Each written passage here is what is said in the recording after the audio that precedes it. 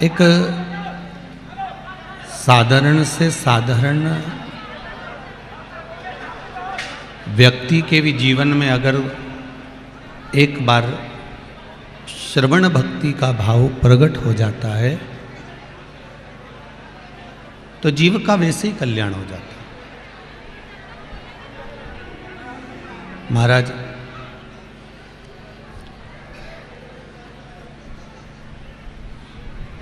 हमारे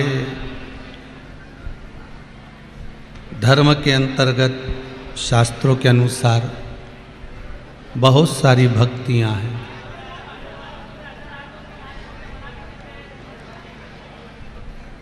अनेक तरह की भक्ति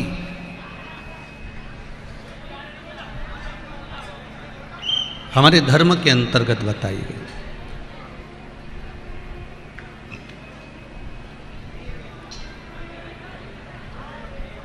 स्वयं मेरे राघव जी ने, मेरे राम जी महाराज ने भी शबरी अम्बा के सामने भक्ति का प्रतिबिंब दर्शाया।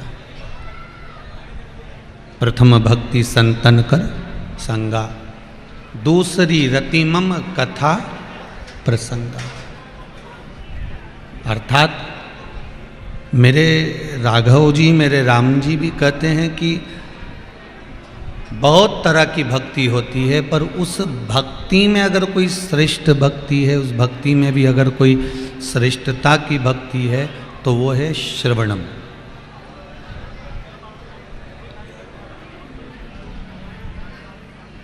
श्रवणम भक्ति मतलब भगवान की लीला को श्रवण कर लेना, भगवान के भजन को श्रवण कर लेना, भगवान की कथा को श्रवण कर लेना, भगवान के स्वरूप को श्रवण कर लेना। रुक्मणी जी नहीं जानती थी कि भगवान कृष्ण कैसे हैं। रुक्मणी जी नहीं जानती थी कि भगवान कृष्ण का स्वरूप क्या। रुक्मणी जी को नहीं मालूम था कि भगवान का प्रतिबिंब क्या।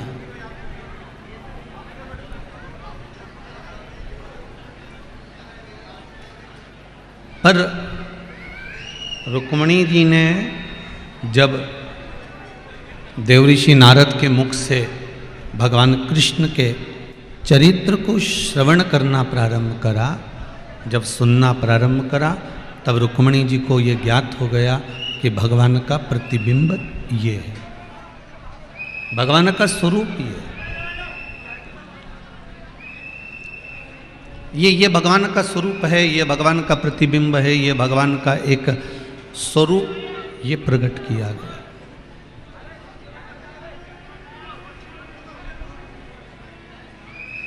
भगवान का ये प्रतिबिंब, भगवान का ये स्वरूप ऐसा है। ये रुक्मणी जी, जब देवऋषि नारद जी ने रुक्मणी जी को समझाया, बताया, कहा कि भगवान ऐसे हैं, तब रुक्मणी जी की बुद्धि में, चित्त में वो बात आ गई कि भगवान का ये प्रतिबिंब है। इसलिए श्रीमद् भागवत में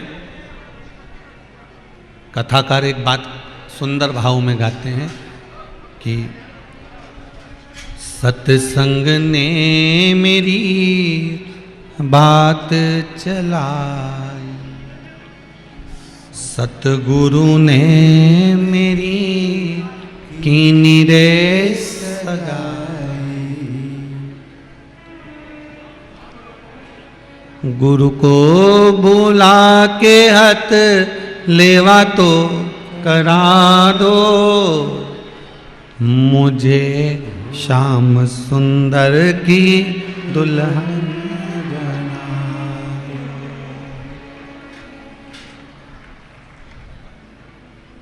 मुझे श्याम सुंदर की दुल्हन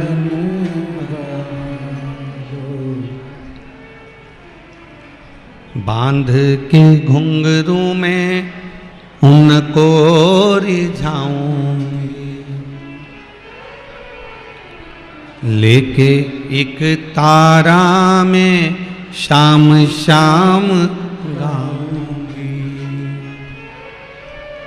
और गुरु को बुला के मेरे फेरे तो डला दो, मुझे श्याम सुंदर की दुल्हन बना दो, मुझे श्याम सुंदर की दुल्हन बना दो। जब कहा,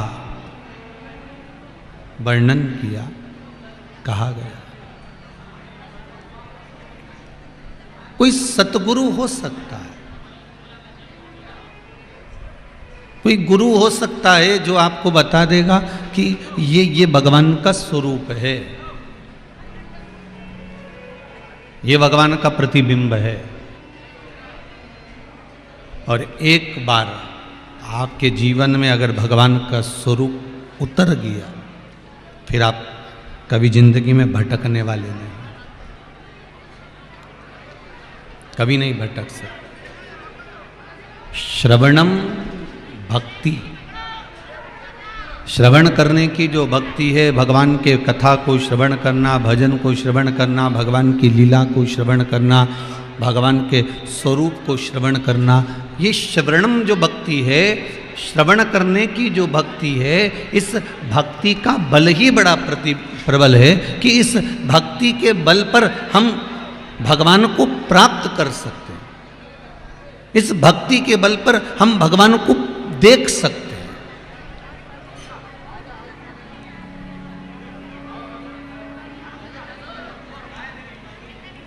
एक परम भगवदीय वैष्णव जो होता है ना, भगवान का जो लीला का निरंतर सेवा के प्रकल्प में डूबा रहता है, जो भगवान की सेवा में डूबा रहता है, जो भगवान के भजन में डूबा रहता है, जो भगवान के स्मरण में डूबा रहता है, जो भगवान की भक्ति में डूबा रहता है, ये जो भगत होता है, जो भगवान का भक्त होता है, भगवान का जो आनंद करने वाला होता है, भगवान की भक्ति को निरंतर जो धारण करने वाला होता है, जो परम भगवदीय वैष्णव का जिसको भाव कहा गया है, परम भगवदीय वैष्णव के जिसके अंतर्गत भाव प्रकट होते हैं महाराज, वो जो होता है वो श्रवण भक्ति के बल पर, श्रवणता की भक्ति के बल पर और श्रवण भक्ति के अंतर्गत भगवान की सेवा में लगा रहता है।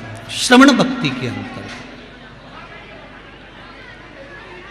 क्योंकि उसने श्रवण कर लिया, श्रवण भक्ति से उसने प्राप्त कर लिया, श्रवण भक्ति से उसने ज्ञात कर लिया, श्रवण भक्ति से ये सुन लिया, गुरु जी के माध्यम से, गुरु जी के मुखाग्रविंद से उसने श्रवण भक्ति के माध्यम से ये सुन लिया कि भगवान का ये प्रतिबिंब है, भगवान का ये स्वरूप है। मेरे राम जी हाथ में धनुष लेते हैं, मेरे ठाकुर जी हाथ में बंसी लेते हैं, मेरे भोलेनाथ हाथ में डमरू लेते हैं, मेरे नारायण हाथ में सुदर्शन चक्र लेते हैं। ये उसने श्रवण कर लिया, ये उसने सुन लिया। महाराज, प्रथम भक्ति संतन कर संगा, दूसरी रति मम कथा प्रसंग।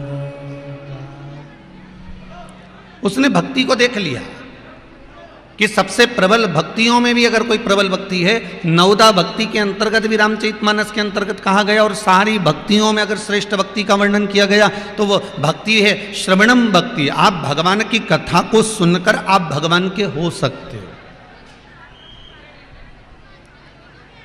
आप भगवान के रसास्वादन को श्रवण कर कर आप परमात्मा के हो सकते हो, आप भगवान का कथा का भजन का स्मरण कर कर आप भगवान को प्राप्त कर सकते हो, आप भगवान को प्राप्त कर लो। प्रबल है भक्ति श्रवण।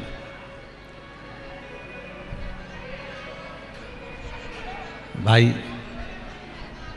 इस भक्ति के बल पर जीवन की जो सार्थकता है, वो सार्थकता कभी बदलती नहीं। महाराज, इस भक्ति के बल पर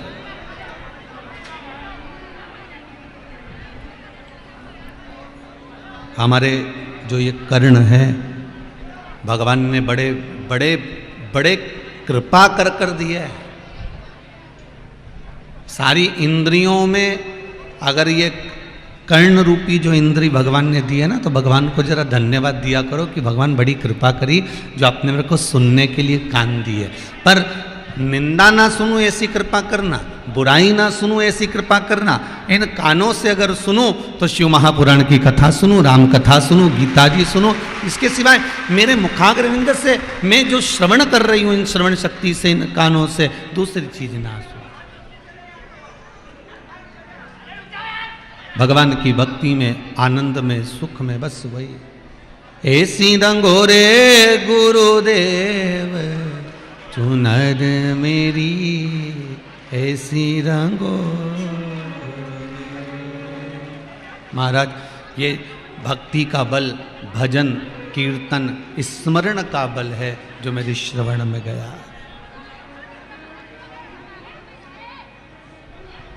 श्रवण की शक्ति है, प्रबल भक्ति है श्रवण। श्रवण करना, भगवान को पहचानने का मौका एक ही भक्ति के बल पर मिलता है, वो सुनने की भक्ति के बल पर। जब आप कथा में जाओगे, सत्संग में जाओगे, कीर्तन में पहुंचोगे, भगवान के भजन में पहुंचोगे, तो आपने को उनकी लीलाओं को सुनने का मौका मिलेगा। और जब लीलाओं को सुनने का मौका मिलेगा महाराज, तब जीवन अपने आप परमात्मा की ओर अग्रण्य हो जाएगा।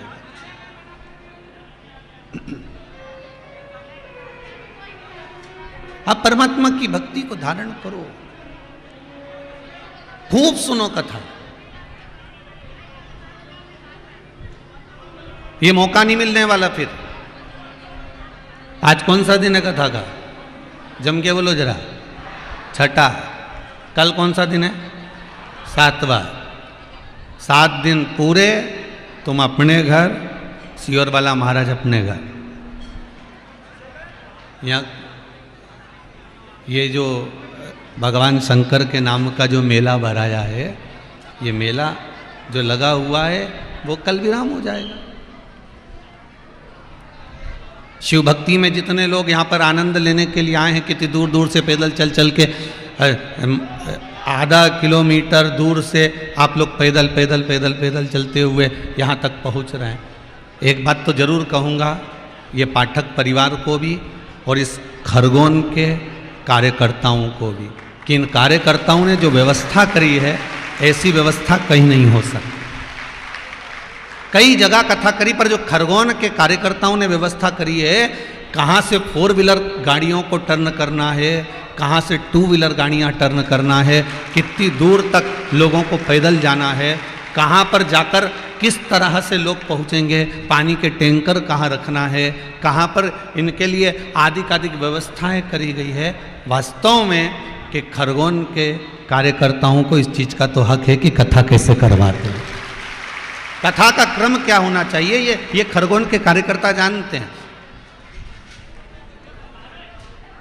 जो पार्किंग की व्यवस्था देख रहे हैं, 70-80 लोग पार्किंग की व्यवस्था में लगे। हजारों गाड़ियां वहां पार्किंग में खड़ी हुई हैं, और जिसकी व्यवस्था 70 से 80 लोग देख रहे हैं। और 80 लोगों ने संकल्प लिया है कि 7 दिन पंडाल में पांव नहीं रखेंगे, 7वें दिन पार्किंग की पूरी व्यवस्था कर कर भाग शिव पुराण को धोख लगाएंगे। पांव नहीं रखा।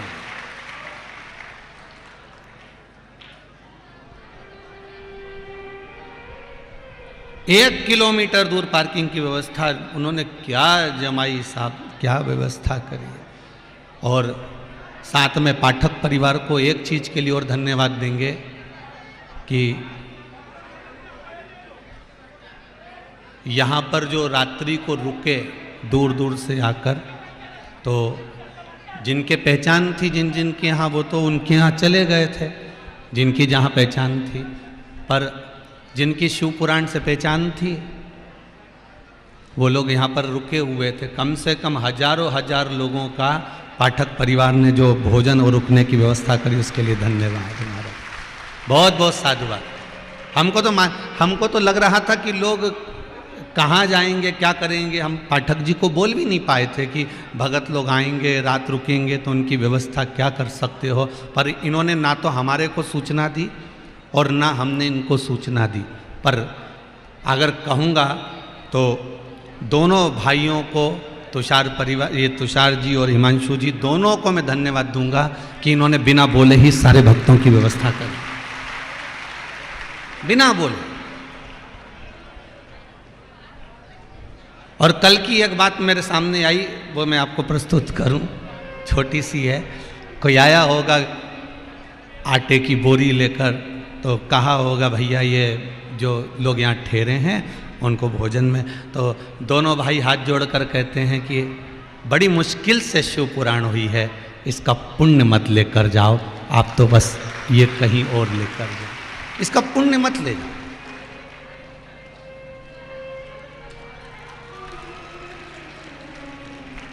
इसका पुण्य लेकर नहीं जाना, ये आपको जहां लगाना है वहां लगाओ। बहुत बहुत साधुवाद पाठक परिवार को, आपके माता पिता के संस्कार आपको ऐसे मिले हैं, उसके लिए बहुत बहुत धन्यवाद, बहुत बहुत साधुवाद महाराज, बहुत धन्यवाद।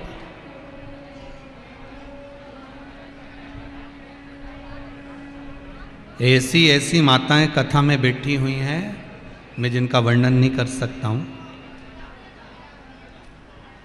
जगह के चक्कर में केवल वह जहाँ स्कूल में व्यवस्था करी वहाँ केवल नहाने जाती हैं, वॉशरूम जाती हैं, फ्रेश होने जाती हैं और उसके बाद आकर फिर जगह संभाल के बैठ जाती हैं।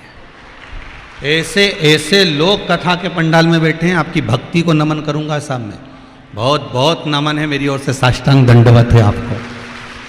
शंकर के भक्तों को मेरी ओर से दंडवत है साहब, ऐसी भक्ति नहीं देखी जो ये 2 साल में शंकर के भक्तों की जो भक्ति नजर आई है, इतने समुद्र की तरह ऐसी भक्ति नहीं देखी महाराज। समुद्र शिव के भगत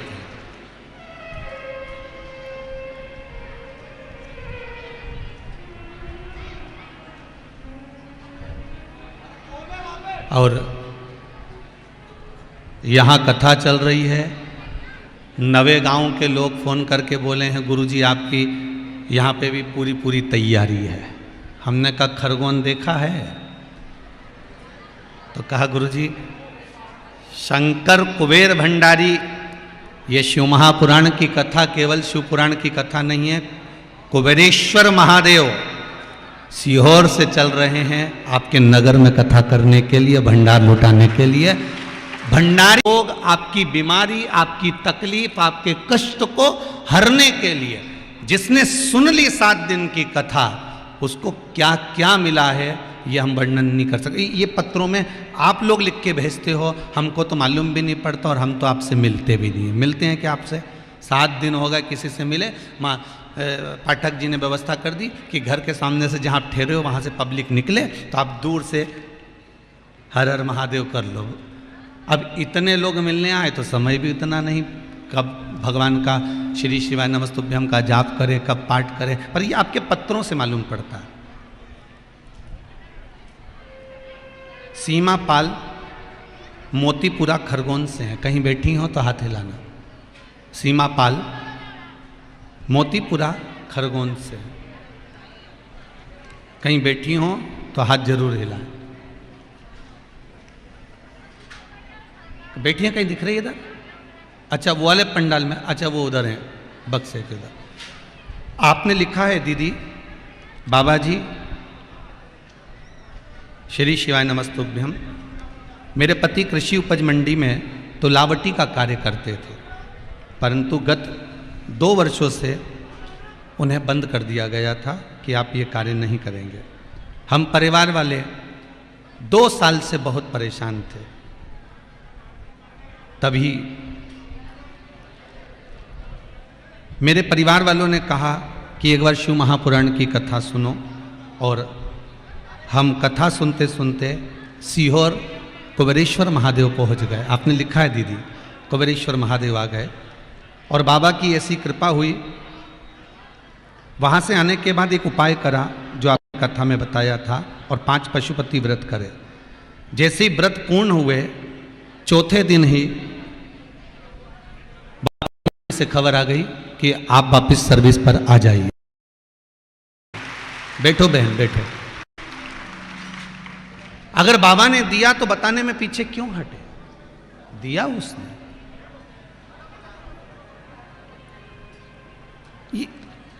ये पत्र, एक पत्र बड़ा सुंदर है, संजना ठाकुर औरंगपुरा खरगोन से हैं। कहीं बैठी हो तो हाथ हिलाए। आप ही हैं? दोनों हाथ हिला दीजिए। आपने लिखा है, गुरुजी मेरी कमर में डॉक्टर ने गैप बता दिया था एमआरआई जांच के अंतर्गत। 6 साल से मैं परेशान थी। फिर मेरी सहेली मीनाक्षी ने, मीनाक्षी भी आई हुई है क्या? खड़ी हो जाओ। बहुत बहुत साधुवाद। मेरी सहेली मीनाक्षी आपकी कथा सुनती थी। टीवी पर शिव महापुराण की कथा आती है तो उसको सुन। मैंने कथा सुनना प्रारंभ करा और आपने जो पार्थिव शिवलिंग का निर्माण का वर्णन करा था मैंने वो बनाया, उसकी पूजन करी, उस पर जो जो चीज़ चढ़ाने का बोला था वो मैंने चढ़ाई और उसका प्रयोग करा। अब बाबा की ऐसी कृपा है कि पहले 20 मिनट भी नीचे नहीं बैठ पाती थी। काम करने के लिए वे काम वाली बाई रखना पड़ी थी। अब मुझे कोई ज़रूरत नहीं है। आराम से सुबह 10 बजे जगह संभालती हूँ, शाम को 4 बजे तक बैठकर कथा सुन रही हूँ। जमीन पर बैठकर कथा सुन रही। बैठो बहन, आपकी सहेली को भी नमन है, आपको भी नमन है। श्री शिवाय नमस्ते।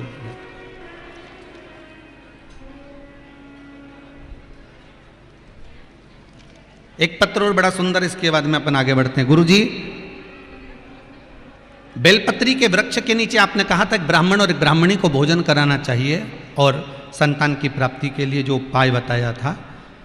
मैं जहाँ रहती हूँ मेरे पास में एक परम भगवदीय वैष्णव रहती हैं जो केवल ठाकुर जी को मानती हैं, किसी देवता को नहीं मानती। पर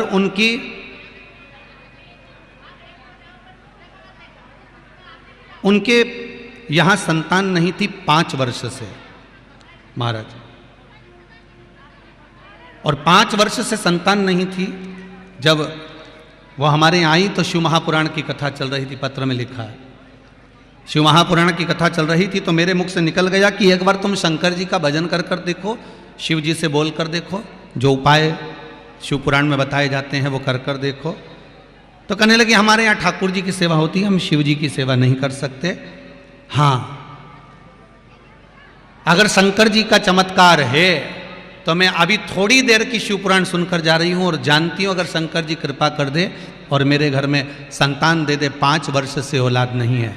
कहते हैं वो कथा सुनकर गई और तीसरे दिन मेरे को सूचना देने आ गई कि मेरे यहाँ बहू का गर्भ ठहर गया है। तीसरे दिन सूचना देने आई कि गर्भ ठहर गया है और आज 8 महीने का उसका बालक है। महाराज जी बहुत बहुत साधुवाद, धन्यवाद। 8 महीने का ओ घड़ी है मेरा शंकर, दयालु है मेरा शिव, उपासक है मेरा। शिव भक्ति में जितना डूब सकते हो शंकर का जितना, हम ये नहीं कहते कि तुम राम मत भजो, हम ये नहीं कहते तुम कृष्ण मत भजो, हम ये नहीं कहते कि तुम ये देवता मत भजो। तुम तो भगवान की भक्ति करो, राम की भी करो, कृष्ण की भी करो, शिव की भी करो, तुम्हारा मन पड़े उसको भजो। पर इतना याद रखना कि हमारे मुख से, हमारे मन से, हमारी चित्त से, हमारी बुद्धि से किसी देवता का अपमान ना हो, उसका सम्मान हर जगह पर होता रहे। बस इसका स्मरण।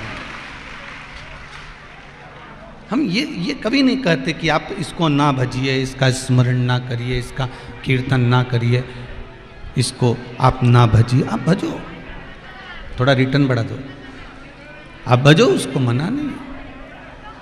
आप भक्ति धारण करो हमारी तरफ से। जग में सुंदर है 2 नाम, चाहे कृष्ण कहो चाहे राम। ये आपके ऊपर है, आप जो भजन करना चाहो। शंभु शरणे मांगू घड़ी रे घड़ी, दुख काटो दया करी ने दर्शन। हे शिव, हे ओ घड़दानी त्रिकालदर्शी कैलाशी, हे शंकर। उस माँ ने केवल थोड़ी देर की शिव पुराण सुनी और उसके भीतर भाव तो जगा। 5 वर्ष के बाद संतान तो हुई। अब जब वो टीवी पर कथा सुनकर, प्रयोग कर कर कुछ प्राप्त कर सकती है तो आप तो सामने बैठकर शिव महापुराण की कथा सुन रहे हो तो क्या झोली नहीं भर सकते हो?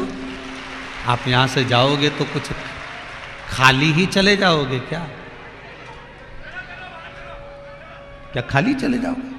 नहीं। शिव महापुराण की कथा कहती है, शंकर की कथा कहती है, शिव उपासना कहती है, शंकर की कथा का अनुमोदन कहता है। गाय का पोटा जमीन पर गिरता है तो धूल लेकर उठता है। एक मनुष्य शिव महापुराण में पहुंचकर अगर कथा सुनता है तो झोली भर कर उठता है, खाली नहीं उठता। महाराज खाली नहीं उठेगा। कथा सुनने वाला, कथा करवाने वाला जब कथा को श्रवण करता है, कथा श्रवण करने की भक्ति के पद पर बैठता है, कथा श्रवण करने के लिए, राधे, कथा श्रवण करने के लिए जब बैठता है तो पूर्ण विश्वास के साथ बैठता है, पूर्ण भरोसे के साथ बैठता है, पूर्ण भरोसे के साथ। आप अगर कथा में बैठे हो तो पूर्ण विश्वास लेकर बैठे हो, पूर्ण भरोसा लेकर बैठे हो, तो शिव उस भरोसे को क्यों तोड़ेगा?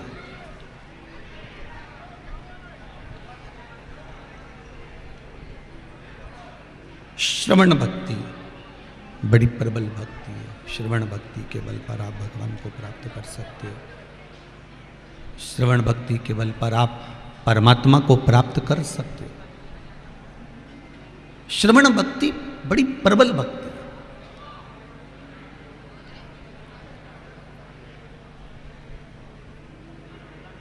नर्मदा जी में नाव चल रही है, गंगा जी में नाव चल रही है, नदी में, तालाब में, समुद्र में नाव चल रही है, चारों तरफ पानी पानी है। नाव डूबेगी क्या? नहीं। नाव कब डूबेगी? चारों तरफ पानी है तब तक नाव नहीं डूबेगी, पर पानी जब नाव में भराना चालू हो जाएगा तब नाव डूब जाएगी।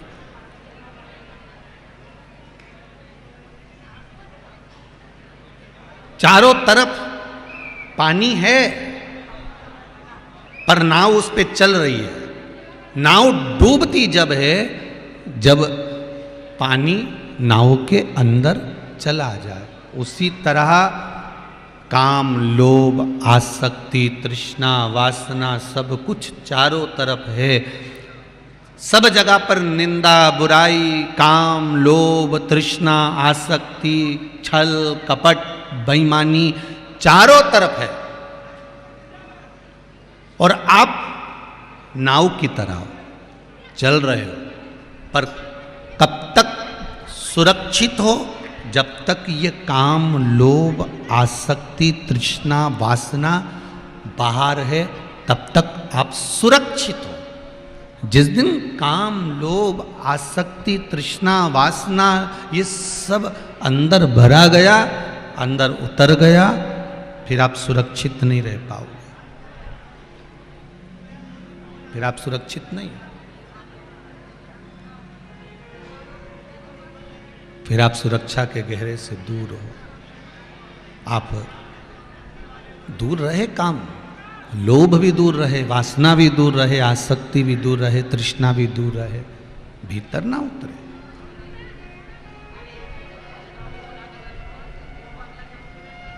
ये मन बड़ा चंचल है, कैसे तेरा भजन करूं, जितना इसे समझाऊं उतना ही मचलता है। महाराज, ये मन बड़ा विचित्र है, इसको जितना समझाने का प्रयास करो ये उतना ही मचल जाता है। इसको जितना समझाने का प्रयास करो ये उतना ही मचलता है। इसको समझाए तो समझाए कैसे?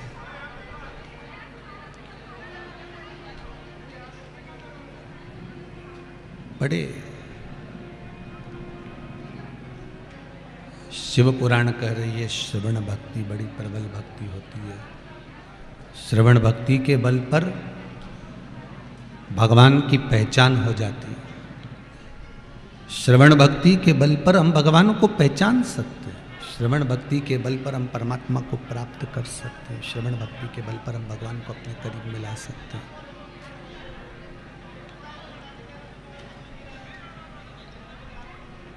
सुनो। हम ये भी नहीं कहेंगे कि आप 24 घंटे कथा सुनो।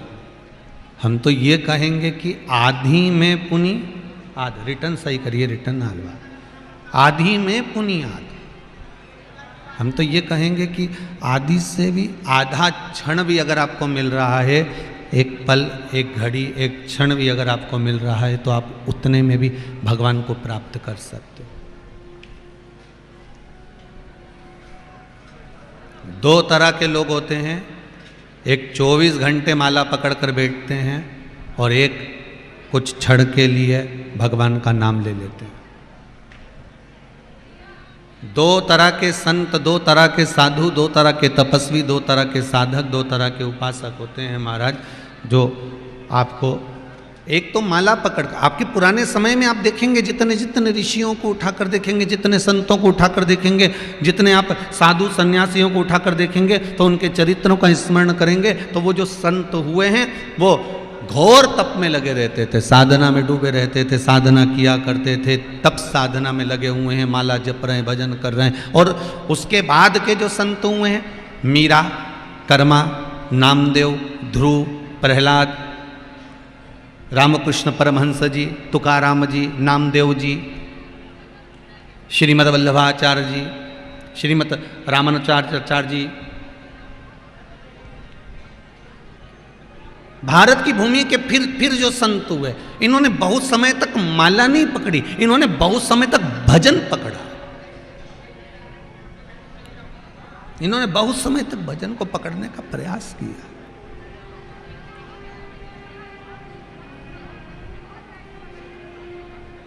इन्होंने भजन किया भी और भजन कराया भी। ये भजन कर भी रहे हैं और भजन करा भी रहे हैं।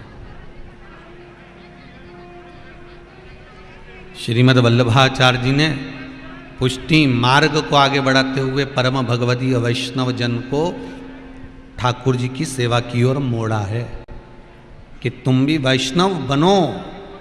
जैसे शंकर भगवान राम और कृष्ण को नहीं छोड़ते, उसी तरह तुम भी मेरे ठाकुर को मत छोड़ो।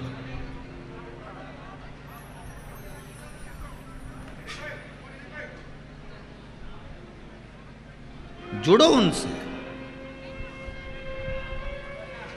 दुनिया के लोग भेद कर सकते हैं कि राम अलग है, शंकर अलग है, कृष्ण अलग है, पर शिव महापुराण की कथा कहती है गुलाब जामुन खाओगे तो भी अंदर ही जाएगी और इमरती खाओगे तो नहीं, वो दूसरे डिपार्टमेंट में जाएगी, जाएगी तो उधर में। और खीर खाओगे तो वो भी उधर में जाना, रोटी खाओगे तो भी जाएगी, पूड़ी खाओगे तो भी जाएगी। आटा एक ही है, उसी की पराठा बना है, उसी की रोटी बनी है और उसी की पूड़ी बनी है। ठीक है जी, आटा एक ही है बोरी का, एक ही बोरी का, उसना भी एक ही है। बस पानी थोड़ा सा देख के डाला गया कि पूड़ी का था तो थोड़ा कड़ला कर दिया, रोटी का था तो थोड़ा नरम कर दिया, और पराठे का था तो उसमें थोड़ा मोयन मिला के, तेल मिला के मस दिया। अंतर आया।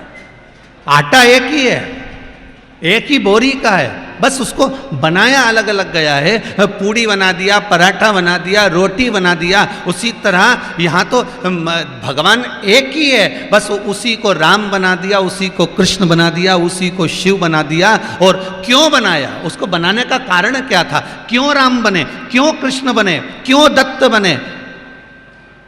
33 कोटि देवताओं का निर्माण क्यों करा? उसका कारण केवल एक था। शिव महापुराण कहती है उसका कारण केवल एक था, उसके कारण का केवल एक कारण था कि तुम्हारे जैसा भगवान बनकर तुम्हारे बीच में इसलिए आया था। राम बनकर आए, कृष्ण बनकर आए, तुम्हारे बीच में राम और कृष्ण बनकर इसलिए आए कि तुम्हारे जैसे रहेंगे तो तुमको जरा जल्दी समझ में आएगा कि भगवान को इतना कष्ट झेलना पड़ा है तो हमको भी तो झेलना पड़ेगा। भगवान को इतना कष्ट झेलना पड़ रहा है तो हमको भी तो झेलना पड़ेगा। भगवान को ये करना पड़ रहा है तो हमको भी तो करना पड़ेगा। तो ये क्रम उसके समय में चालू हो गया है। ये क्रम उसके साथ चालू हो गया है महाराज, कष्ट झेलने का। अब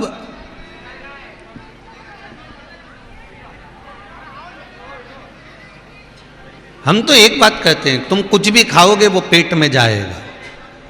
उसी तरह तुम राम गाओ, चाहे कृष्ण गाओ, चाहे शिव गाओ, जाना वही है।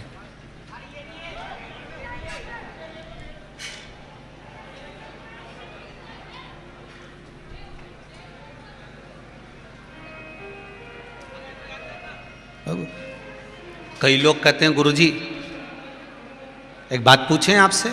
हमने कहा बोलो क्या बात है। आप कथा शंकर जी की करते हो और साथ में ठाकुर जी को रखते हो। कई लोगों के मन में प्रश्न खड़ा होता है, आप कथा शिव जी की कर रहे हो और साथ में ठाकुर जी को रख रहे हो।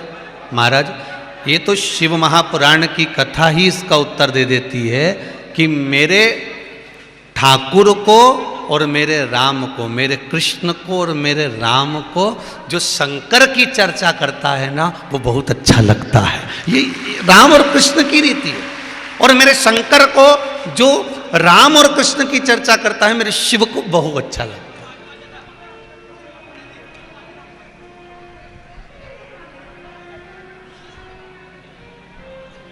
और बीच बीच में कथाएं बाची, बीच बीच में आपने श्रवण करी, गोवर्धन शिव महापुराण की कथा भी बाची है।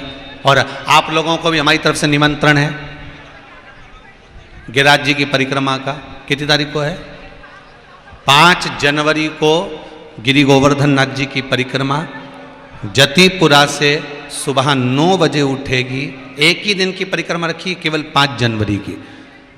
जो अंग्रेजी नया वर्ष है, आप आज के समय में तो लोग वही ज़्यादातर फटाके फोड़ रहे हैं, ये कर रहे हैं, वो कर रहे हैं। तो 5 जनवरी को गोवर्धन नाथ जी ब्रजभूमि में जतिपुरा से सुबह 9 बजे गिरिराज बाबा की परिक्रमा, जिसमें अपन आरोग्य शिला का दर्शन करेंगे, दुधारी शिला का दर्शन करेंगे, खनन शिला का दर्शन करेंगे।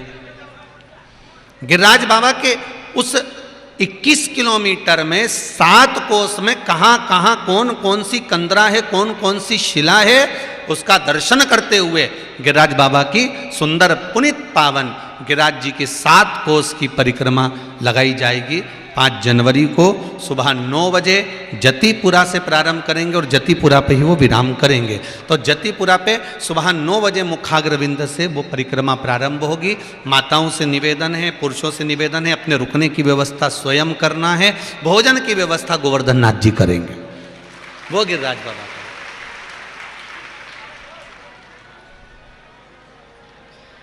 और मैं बहुत बहुत साधुवाद दूंगा फरीदाबाद वाली दीदी को, जिन्होंने कुसुम सरोवर के सामने कड़ी चावल बंटवा कर सारे जो भगत आ रहे हैं उनको प्रसाद के रूप में देंगे। और एक धन्यवाद दूंगा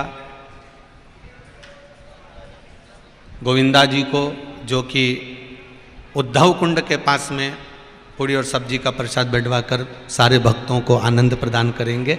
और जो जो भगत लोग सेवा दे रहे हैं उनको सबको साधुवाद है। केवल एक दिन की परिक्रमा है। सुबह 9 बजे माताएं पीली साड़ी पर रहेंगी, पुरुष लोग सफ़ेद कपड़े में, जो भी हो, कुर्ता पजामा हो या पैंट शर्ट हो, सफ़ेद हो और गले में पीला रुपट्टा हो, बस पीला एक उपरना हो। और आप सब आमंत्रित हो। सुबह 9 बजे से वो परिक्रमा गिरिराज बाबा की आराम से अलमस्त होकर ढोल बैंड बाजा। साथ में मैं धन्यवाद दूंगा महांकल मंदिर के पुजारी श्री दिलीप गुरु जी को, जिन्होंने उज्जैन से डीजे पहुंचा रहे हैं गिरिराज परिक्रमा के लिए, मथुरा वृंदावन के लिए। बहुत बहुत साधुवाद। इंदौर के भी भक्तों को, जगजीवन राम नगर के दुर्गेश खंडेलवाल जी को, विशाल जी भांगोटा वालों को, महाकाल को, उनको भी धन्यवाद दूंगा, जो 25 ढोल गिरिराज जी भेज रहे हैं सुंदर परिक्रमा करने के लिए। आप सबको भी निवेदन, आपकी जो भी ढोल वाले से पहचान हो के भी लिया जाओ। और गिरिराज आप अपने लिए मत लाओ, ये ढोल, ये बैंड, ये बाजा इस विचार से लेकर आना कि भगवान के दरवाजे पर खुशी मनाने जा रहे हो, और गिरिराज बाबा क्या क्या खुशी देगा ये तो गोवर्धन नाथ जी ही जान सकते। और जितने लोग ग्वालियर, आगरा, हरियाणा, राजस्थान आदि के आसपास के हैं, उनसे भी निवेदन है, आप भी अपने आसपास में जो ढोल बैंड बाजा घाड़ा घोड़ी हो, उसको आनंद से आप जो है उसको आनंद के साथ आप भाव के साथ में आइए।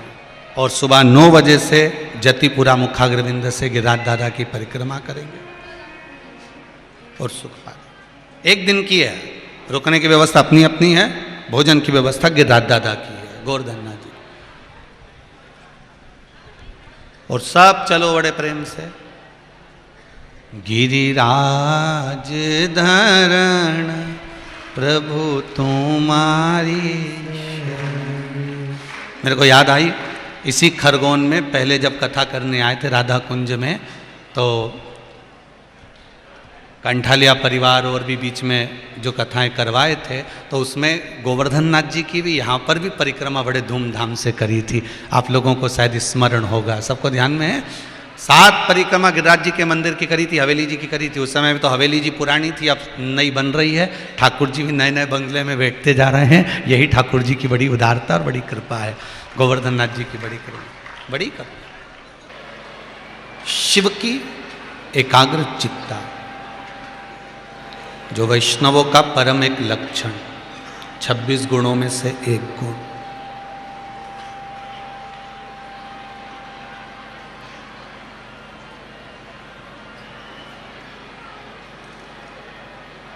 शंकर परम भगवदीय वैष्णव हैं, प्रथम वैष्णव शिव हैं। अगर कोई व्यक्ति मरता है, प्राण छूटते हैं, तो अंतिम समय में उसको अगर बांध कर लेकर भी जाते हैं तो शमशान लेकर जाते हैं शिव के द्वारा। अगर उसको लेकर जा रहे हैं तो शमशान लेकर जा रहे हैं, शंकर के पास लेकर जा रहे हैं। कारण उसको और कहीं जगह तो नहीं ले जाते। जब वो जीवित था तो शॉपिंग मॉल में गया, होटल में गया, ना जाने कहाँ कहाँ वो पहुंचा है, ना जाने कहाँ कहाँ वो गया। पर अगर मान लो मृत्यु के समय पर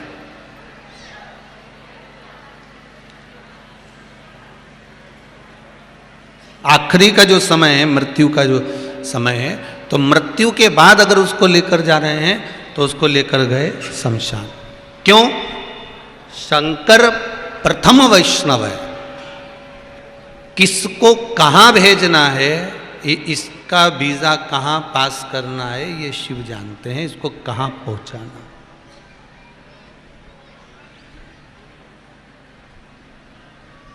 ये कहां जाएगा, किस भक्ति को करा है इसने और कितना भजन करा, और उस भजन के बल पर ये कहां पहुंचेगा, ये शिव जान सकते हैं, इसको केवल शंकर जानते। शिव महापुराण की कथा कर रही है। तारकासुर के 3 बेटे थे, तारकाक्ष, विदुम्माली और कमलाक्ष।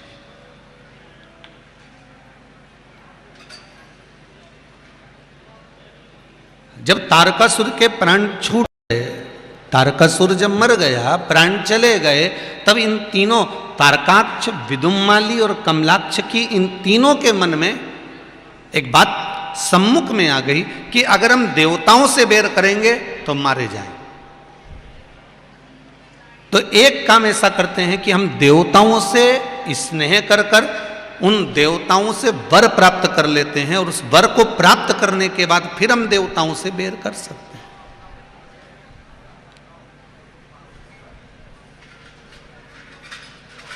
जैसे और सरल भाषा में समझो, आज एकादशी है, मोक्षदा एकादशी, और आज गीता जयंती भी है। आप सभी को गीता जयंती की, संपूर्ण विश्वासियों को बहुत बहुत बधाई, बहुत बहुत बधाई आपको गीता जयंती की।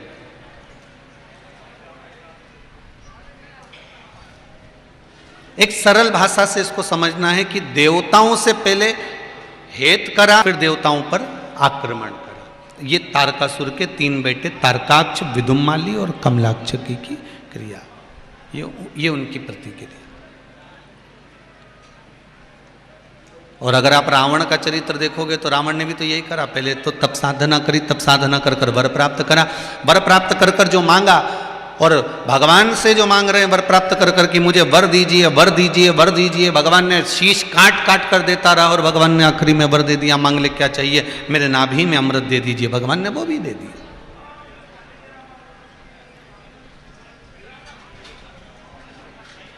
कितना दयालु मेरा परमात्मा, जो मांगा वो दिया, जो मांगा। यही शिव है। अब तारकाक्ष, विदुम्माली और कमलाक्ष की तीनों ने पहले तप करा। शिव महापुराण की कथा कहती है पहले आपके पास में कुछ होगा तब तो आप किसी को कुछ दोगे।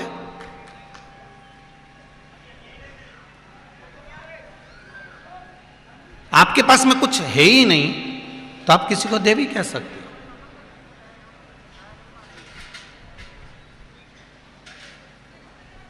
बहुत सुंदर कथा है महाराज।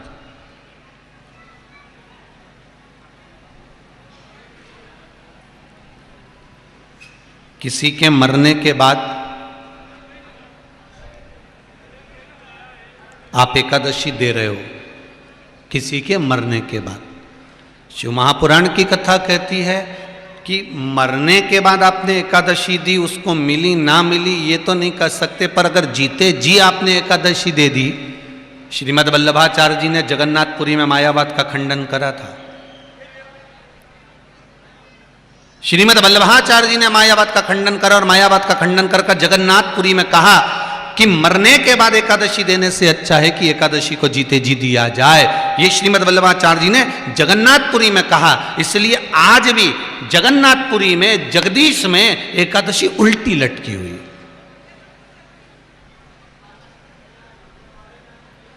वो उल्टी लटकी हुई।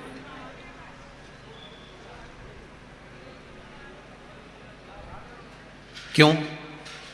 श्रीमद् वल्लभाचार्य जी कहते हैं कि मरने के बाद अगर आपने कुछ दिया, उसको मिला ना मिला उसकी कोई गारंटी नहीं, पर जीते जी आपने अगर किसी को कुछ दिया और उसके मुख से कुछ अच्छा शब्द निकल गया तो समझ लो कि आपकी करी हुई एकादशी का पुण्य आपको प्राप्त हो गया।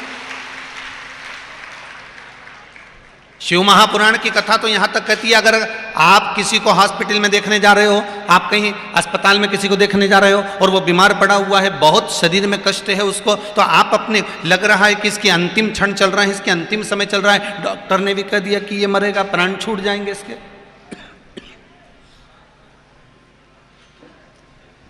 तो आप एक काम करो, आप अगर मिलने गए हो तो अपनी करी हुई एकादशी में से कुछ एकादशी उसको दे दो कि मैंने अपने जीवन में जो एकादशी करी है उसमें से 5 एकादशी, 4 एकादशी, 3 एकादशी इसको मैं संकल्प में नाम गोत्र के साथ इसको देती हूँ।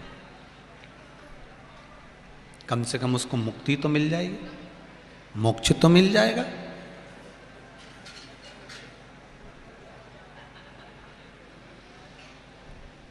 हमारे पास होगा तभी तो हम एकादशी देंगे। हमारे पास कुछ होगा तभी तो हम देंगे। आपके पास में अगर भजन का बल बड़ा है तभी तो आप किसी को भजन प्रदान करेंगे। भजन का बल मतलब श्री शिवाय नमस्तुभ्यम, श्री शिवाय, श्री शिवाय नमस्तुभ्यम, श्री शिवाय नमस्तुभ्यम। मंत्र का बल अगर आपका बढ़ गया, भजन का बल अगर आपका बढ़ गया और आप श्री शिवाय नमस्तुभ्यम का मंत्र जाप कर रहे हो, आप महामृत्युंजय मंत्र का जाप कर रहे हो, आप पंचाक्षर मंत्र का जाप कर रहे हो, आप राम नाम का जाप कर रहे हो, आप कृष्ण नाम का जाप कर रहे हो, आपके मंत्र का बल अगर बढ़ा हुआ है तो वो मंत्र आपको कहीं पर भी काम आ सकता है। आप किसी भी जगह पर उस मंत्र को प्रदान कर सकते हो।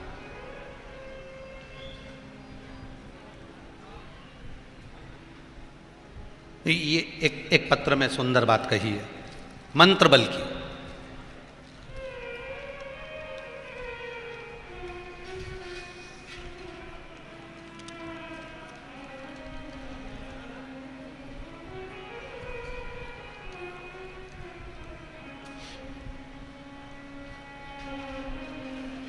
रोशनी मुकेश गनवानी, ग्राम बरूड़, जिला खरगोन।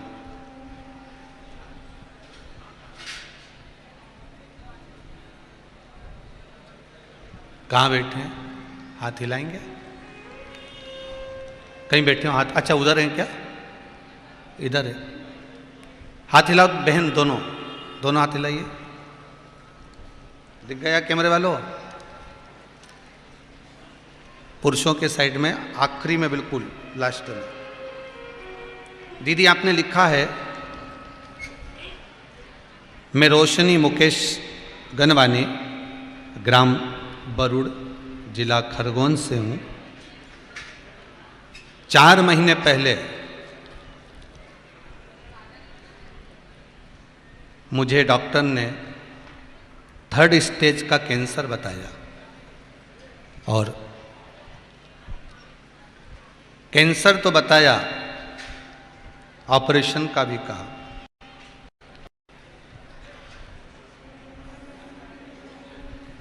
आप लिख रहे हैं कैंसर का, ऑपरेशन का भी बोल दिया, कैंसर भी बता दिया और इलाज भी चालू हो गया। पर किसी ने मोबाइल में कथा देख ली और शिव महापुराण की कथा का वर्णन किया। फिर आपने जो कंडे की राख का, गाय के गोबर के कंडे की राख का जो उपाय बताया था, उपले का उपाय, और रुद्राक्ष का जल का जो उपाय बताया था, वो करना प्रारंभ करा। ना ऑपरेशन हुआ और ना मेरे शरीर में कैंसर है। डॉक्टर भी कह रहे हैं कि अब आराम। बैठो बहन, एक बार दोनों हाथ हिला दो। बाबा हर हर महादेव। बैठ जाइए।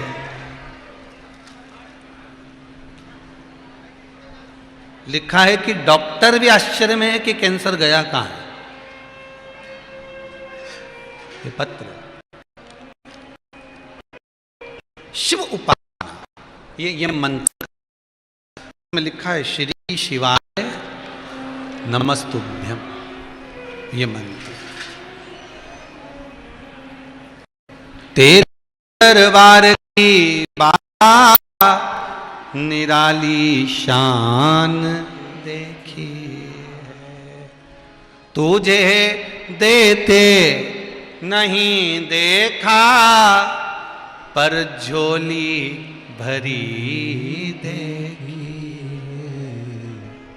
एक बात आप सबसे कहूंगा, हृदय की है, अपने मन की कह रहा हूं, दिल से कह, कि भले टीवी पर सुनो, चाहे मोबाइल पर सुनो, चाहे फेसबुक यूट्यूब पर सुनो, चाहे आप पंडाल में सुनो, पर 3 घंटे की कथा को दिल से सुनना, तो वो दिल से सुनेगा तुम्हारी, दिल से सुन। अगर आपने दिल से कथा को श्रवण कर लिया तो बाबा भी आपके दिल से ही सुनने वाला है। आप उसको हृदय से श्रवण तो करो।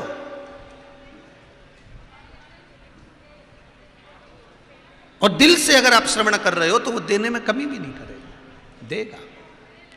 लाखों के दुखड़े जो तू हर गया डमरू वाले, तो मेरे दुखड़ों को देख कर क्यों डर गया डमरू वाले। हम इतने बड़े पापी तो नहीं बाबा कि अगर पापी होते तो कथा में ही नहीं पहुंचते।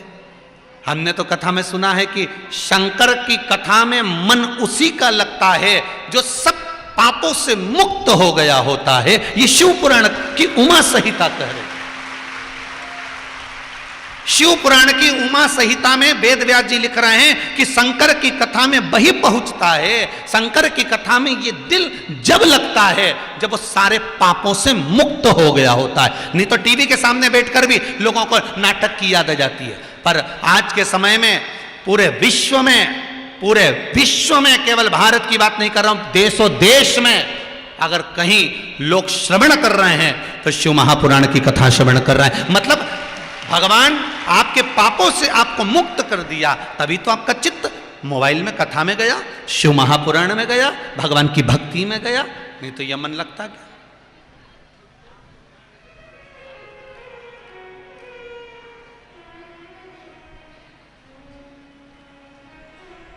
चित्त शिव में लग गया। बहुत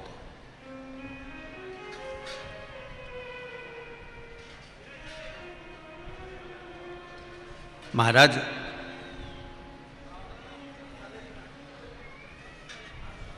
करो आप, जैसे तारकासुर के 3 बेटे तारकाक्ष, विदुमाली और कमलाक्ष ने पहले पुण्य एकाग्रित करा, फिर पुण्य को एकाग्रित करने के बाद देवताओं से वर मांग लिया, और वर मांगने के बाद उन देवताओं पर फिर आक्रमण भी करा। पर शिव महापुराण की कथा कर रही है कि हम जब भगवान की भक्ति में लगे, हम भगवान के स्मरण में लगे, हम भगवान के कीर्तन में लगे, तो हम भगवान से केवल इतना मांगे कि भोलेनाथ इतनी कृपा जरूर करना, इतनी दया जरूर करना कि जीवन में एक बार मैं भी शिव महापुराण की कथा करवाऊं, ऐसी करुणा मेरे ऊपर जरूर करना। बाबा से कहो, जब भगवान कहेगा कि शिव पुराण की कथा करवाना है तो धन भी देगा, दौलत भी देगा, संपदा भी देगा, सत्ता भी देगा, वैभव भी देगा, प्रतिष्ठा भी देगा, और आत्म की शांति भी देगा, मन की आनंदता भी देगा, तब तो शिव पुराण की कथा हो। घर में शुद्ध भाव भी देगा, तब तो शिव पुराण की कथा हो।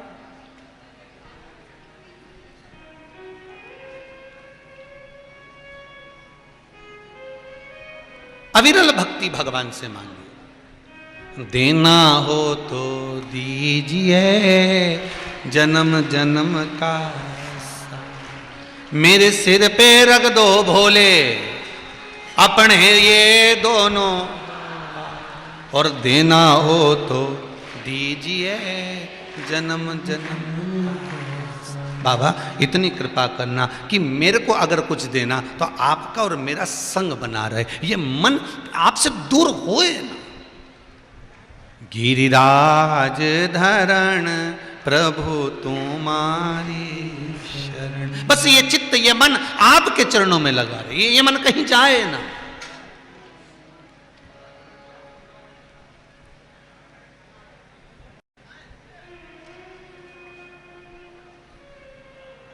आज गीता जयंती है, किस किस के घर में गीता जी है? हाथ उठाइए जरा। सबके घर में है गीता जी? ठीक है, रख लो। पूजन करिए आज, सबने करी है?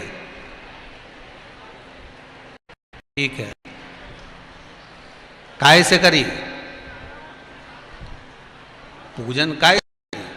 रोली, दिया, फूल, माला, अगरबत्ती, धूप बत्ती और कुछ भोग, यही पूजन करी ना। पर पुराण की पूजन का तो महत्व वेद व्यास जी लिखते हैं कि ये रोली, ये चंदन, ये मौली, ये अगरबत्ती, ये धूप बत्ती, ये पुराण के पूजन का नहीं है। पुराण की सही पूजन गीता जी की, रामायण जी की, भागवत जी की, शिव महापुराण की सही पूजन रोली, चावल, हल्दी, मोली नहीं। वेद व्यास जी लिखते हैं शिव महापुराण के अंतर्गत स्कंद पुराण में वर्णन करा, गीता, रामायण, भागवत, गीता आदि के जितने भी पुराण हैं, इनकी पूजन रोली, चावल, मोली, हल्दी नहीं, इनकी पूजन तब होती है जब इनको खोलकर थोड़ा सा पढ़ा जाता है, समझ लो कि पूजन हो। केवल अलमारी पे रखी थी, कपड़ा में बंदी थी, उतार ली, पटा पे धर दी,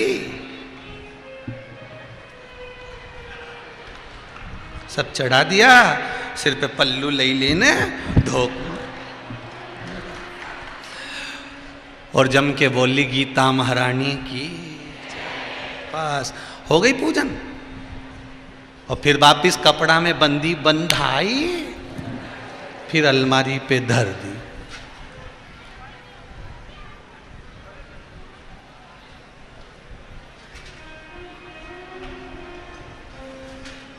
पूरे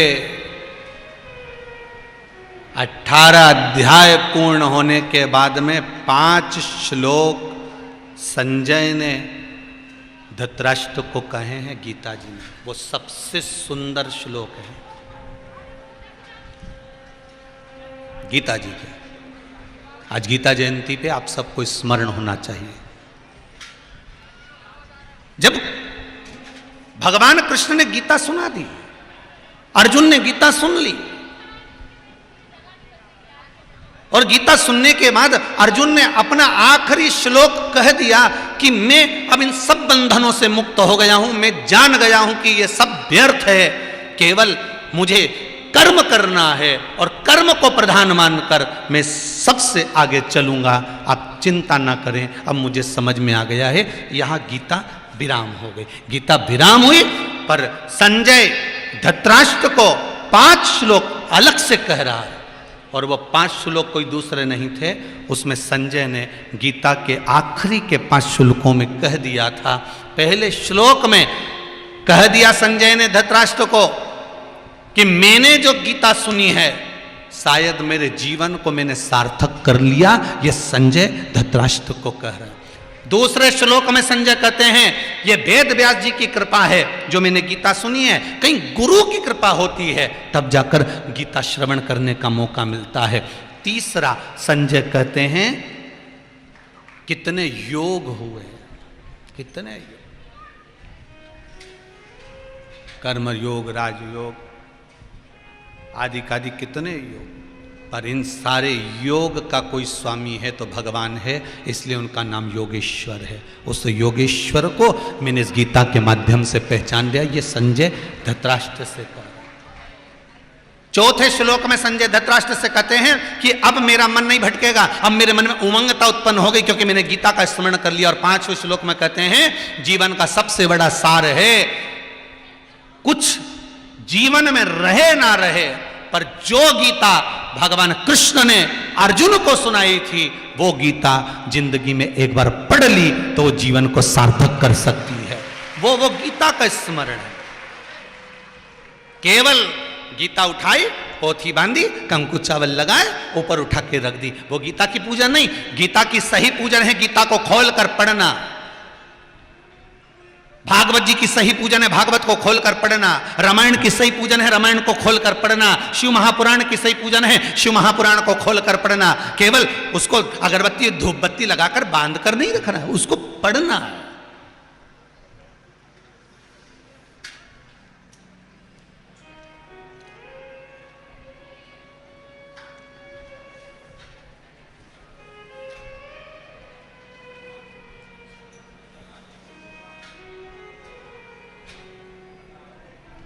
हमारे गुरुजी इंदौर हवेली जी श्री विठलेश राय काका जी महाराज, गोलोकवासी 1008, इंदौर हवेली जी, परम पूज्य गोलोकवासी श्री विठलेश राय काका जी महाराज हमारे गुरुजी रहे। उनके बाद में जो गुरुजी विराजमान हुए परम पूज्य गुरुदेव गोलोकवासी श्री देवकीनंदन श्री महाराज जी, इंदौर हवेली जी, जो गोलोक विराज रहे हैं। उनके बाद में विराजमान हुए श्री दिवेश कुमार बाबा जी। हमारे गुरु घर में जब हमारे काका जी महाराज गुरु जी थे तो उन्होंने एक बात जरूर कही कि मिश्रा जीवन में कथा करना, खूब करना, दिल से करना, और एक बात अपनी जिंदगी में याद रखना, जिस पुराण को बाचे उस पुराण को खोलकर जरूर रखना। भले वो कितनी भी कंठस्थ हो जाए, कितनी भी याद हो जाए, कितने भी साधक बन जाओ तुम उस पुराण के, पर उस पुराण को जरूर खोलना। आज भी नियम है, आप दर्शन कर सकते हैं कि जिस पुराण को बाचते हैं उस पुराण को खोल कर भी रखते हैं अपने सामने। गुरु के शब्द, केवल उसको बांध कर नहीं रखना है, केवल उसकी पूजन नहीं करवाना है। जिस पुराण को खोला जाता है जिस पुराण को हम बाच रहे होते हैं, जिस गीता महारानी को हम बाच रहे होते हैं, भले उसके श्लोक तुमको याद हो गए, भले उसके शब्द याद हो गए, किसी माता को 18 के 18 अध्याय याद हो गए, वो अब नहीं खोलती गीता, पर उनसे निवेदन है कि उस कपड़े में से उस गीता को खोलो, उस भागवत को खोलो, उस रामायण को खोलो, उस शिव महापुराण को खोलो। क्यों? जब वो खुलती है, भले तुम्हें मंत्र याद हो गए, भले उसका स्मरण याद हो गया, पर मेरे गुरुदेव विठलेश राय काका जी कहते थे, जब पुराण, गीता, शास्त्र जब खुलता है तो हमारा भाग्य भी खोल देता है। इसलिए उसे खोलो, केवल बांध कर पूजन करके नहीं रखना है हमें गीता जी की। आप सभी को गीता जयंती की बधाई हो, शाम को जाके खोल लेना। क्या विचार है?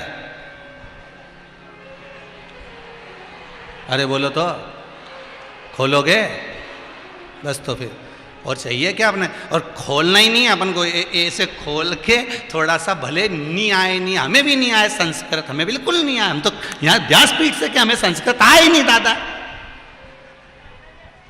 तो भले खोलना, और खोल के उसमें जो हिंदी लिखी होनी वही पढ़ लेना। कोई भगवान तो ये नहीं देखता कि तू क्या बोला, भगवान तो ये देखता है कि तूने दिल कितना दिया, बस ये देखता है। जो प्रेम करने वाला होगा ना, वो तुम्हारा गिफ्ट नहीं देखेगा रे।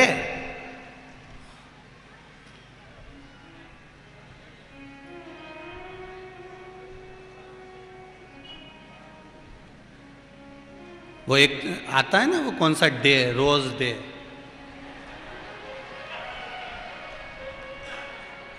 लाल कलर का फूल लेके जाए नहीं, फिर रोज दे दे, और घर पे आया तो कि मम्मी ने जूता डे जद दे। अब बताओ, जो तूने रोज दिया और तेरी मम्मी ने जूता दिया, इनमें सबसे ज्यादा प्यार कौन करती? बोल जरा, जम के बोल तो सही, जम के तो बोला। जी के रोज दिया नहीं, ओके एक आध दिन तो सामान वमान मत दे, फिर दे। और जी ने जूता दिया नहीं, वो भी तिजोरी की चाबी दे देती आखिरी में, वो देख अंतर है कि नहीं?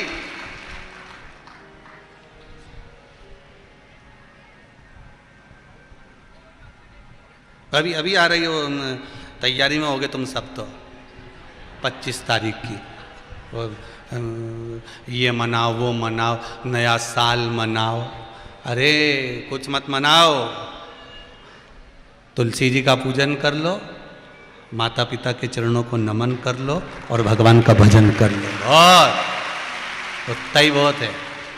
और शिव महापुराण की कथा तो चलेगी सरी, टीवी पे लाइव तो आएगी सरी कथा, भले ये कुछ भी बदलता जाए, पर कथा तो कथा ही चलती जाए। तुम तो खूब प्रेम से सुनो रे, अपना जीवन सार्थक करो, कई दरिया 2 रोटी खाओ, शंकर जी का गुण गाओ, और 1 लोटा घर में से पानी भरो ने शिव जी पे चढ़ा, इसके सिवा कहीं नहीं। और शंकर जी से एक बात कहते रहो, बस भोले अब मैं तेरा हो लिया, अब तू भी मेरा हो ले, बस और कुछ नहीं चाहिए। बस बाबा अब कहीं नहीं चाहिए। अब तो तुमने जैसे चोटे को कुबेर बनाया था ना, एक चोर चोरी करने शंकर जी के मंदिर में गया था, और शिव जी के मंदिर में चोरी कर रहा था, तो त्रिशूल उठाया, उसने कपड़े में लपेटा, खुद का बनियान कपड़ा निकाल के उनमें आग लगा के चोरी का सामान ढूंढ रहा था। शंकर जी के लगा आज मेरी आरती उतार लिया है। शिव जी ने कहा इतना जोरदार भगत का मिलेगा कि खुद का कपड़ा जला दिया, इससे जोरदार का मिलेगा। शंकर जी प्रकट हो गए, मांग तुझे क्या चाहिए। वो घबरा गया, बापड़ा बोले मैं तो चोर। शंकर जी बोले भले होगा, मेरे को क्या मालूम कि तू चोर, मेरे मंदिर में आरती उतारी ना बहुत है, तो कुछ तो मांग ले। शंकर जी, अब चोर को मांगना ही नहीं आता। शंकर जी बोले तू चिंता मत कर, आज शिवरात्रि के दिन तुरे मेरे मंदिर में प्रकाश करा है, मैं तेरे जीवन में प्रकाश कर देता हूं, जा तू कुबेर के सिंहासन पर बैठ जा, तू कुबेर बन गया। अब ये गया कुबेर के सिंहासन पर, पहले का कुबेर बैठा हुआ था, अब पहले का कुबेर बैठा था और ये बन गया नया कुबेर। इसने जाकर कुबेर से कहा चलो खसको, तो क्या हम काहे को हटे, तो क्या ये कुर्सी तो हमारी हो गई। कुबेर बोला तेरी कहां से हो गई, तू तो चोट्टा है, तो कि भले चोटता हूँ, पर शंकर जी ने मुझे कुबेर बना दिया। अब इतना तो कुबेर को हटाया और ये चोर बैठ गया। अब चोर कुबेर बन के बैठ गया और जो असली का कुबेर था वो ब्रह्मा जी के पास चले गया। ब्रह्मा जी से जाकर कहा हमारी कुर्सी बता, चोटे को दे दी। ये कोई तरीका है? ब्रह्मा जी बोले उनके मामले में हम नहीं बोल सकते, नहीं तो वो हमारी कुर्सी बदल देगा, उसका क्या ठीक। तो अपन तो बोलो ही। तो किसी से तो भगवान विष्णु से जाकर कहा नारायण ये तो गजब हो गया, चोर को कुबेर बना दिया। तो भगवान विष्णु बोले वो कुछ भी कर सकते हैं, तो किसी के भाग्य में नहीं लिखा तो भी दे देगा। शंकर नाम है भोला, भोला का मतलब वो उसकी मर्जी पड़ेगा वही करेगा, अपन बोलो ही मत। चोर को कुबेर बना दिया और वो चोर कुबेर तो बन गया। एक दिन उसको अहंकार भी आ गया, और इतना अहंकार कि मेरे पास इतनी सत्ता, मेरे पास इतना वैभव, मेरे पास इतनी दौलत। एक दिन उसने 33 कोटि देवताओं को भोजन पे बुला लिया सबको, और शंकर जी के निमंत्रण ही नहीं दिया। वो तो पार्वती जी ने शिव जी से कहा भोलेनाथ जी जिसको चोटे को तुमने कुबेर बनाया था ना, उसने निमंत्रण रखा सबका, अपने यहाँ तो आया ही नहीं। शंकर जी बोले नहीं आए तो ये अच्छा है, कोई बात नहीं। इतने में नारद जी ने जाकर कुबेर से कहा तुमने सबको बुलाया, शंकर जी के बुलाया क्या? हम तो भूल गया, हम भूल गए। और जैसे ही कहा भूल गया, जा निमंत्रण देकर आ। और कुबेर जी गए और कुबेर जी ने हाथ जोड़कर कहा भोलेनाथ जी मैंने निमंत्रण रखा है सबको, सब मेरे घर में कोई नहीं आता, ते इतना मेरे पास में धन वैभव सत्ता इतनी सारी, कौन को दिखाऊं, कैसे दिखाऊं, इसलिए मैंने निमंत्रण रख दिया। सब घर आएंगे, सारा वैभव देखेंगे, इतने खुश होंगे, मेरा सोना चांदी हीरा पन्ना अंबर पीताम्बर सब देख के। शंकर जी ने पूछा तो मैंने सबका खाना रखा है, भोजन रखा है। अच्छा। भोलेनाथ जी बोले तो क्या चाहिए? इतने में कुबेर बोला कुछ चाहिए भैया नहीं, मेरे पास तो खूब है। फिर आप तो भोजन करने आ जाना कल। शंकर जी बोले वीआईपी पार्टियों में मैं नहीं जाता।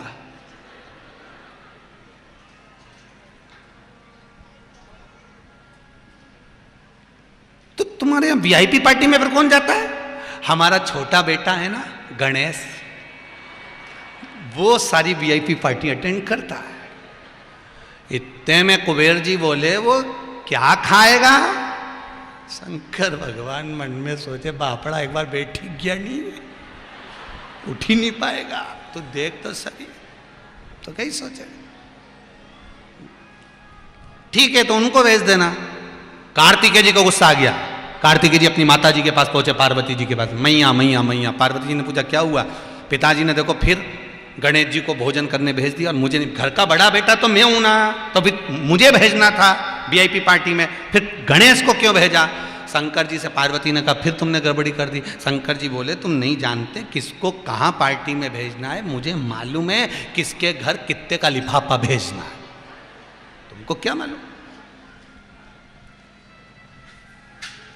ठीक है। शंकर जी ने गणेश जी को बुलाया, बेटा कल भोजन करने जाना है कुबेर भैया के घर में, अच्छे से जिम के आना।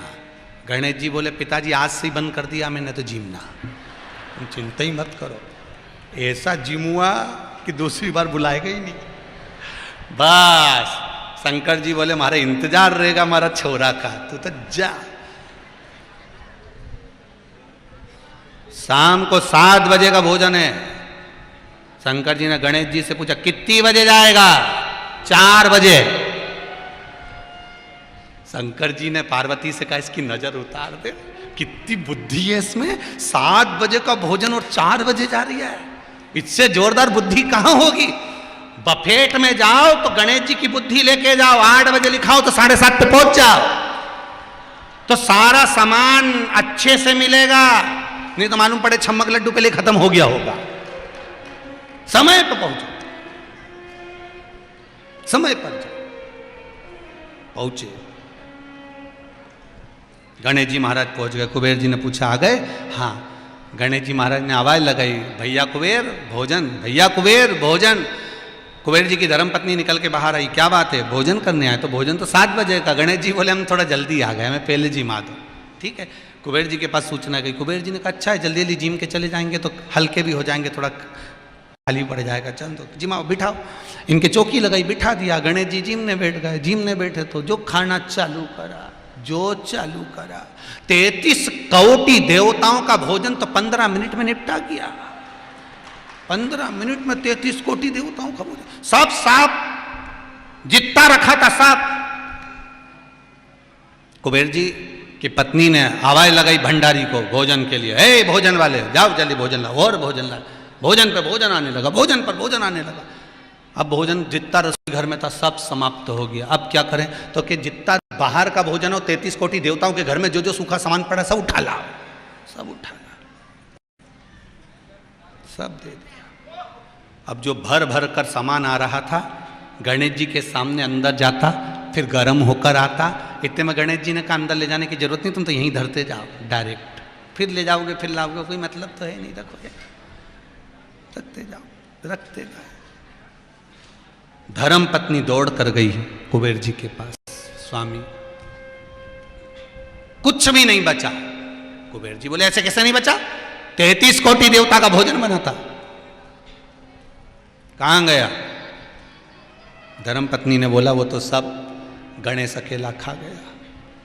कुबेर जी की आंख में जल भर गया कि मुझे अहंकार हो गया था अपनी सत्ता का, अपने वैभव का। गए कुबेर जी, नारद जी से पूछा मैं क्या करूं।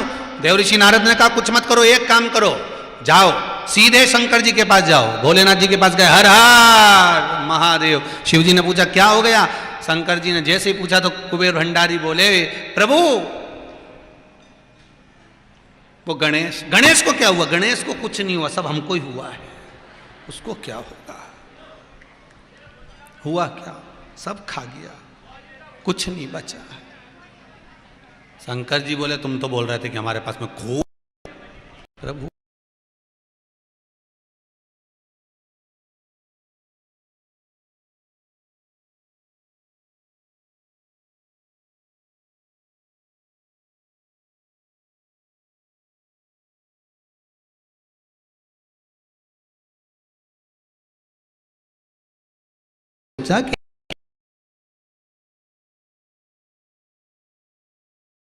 कि अटका हुआ मेरा सारा काम हो गया,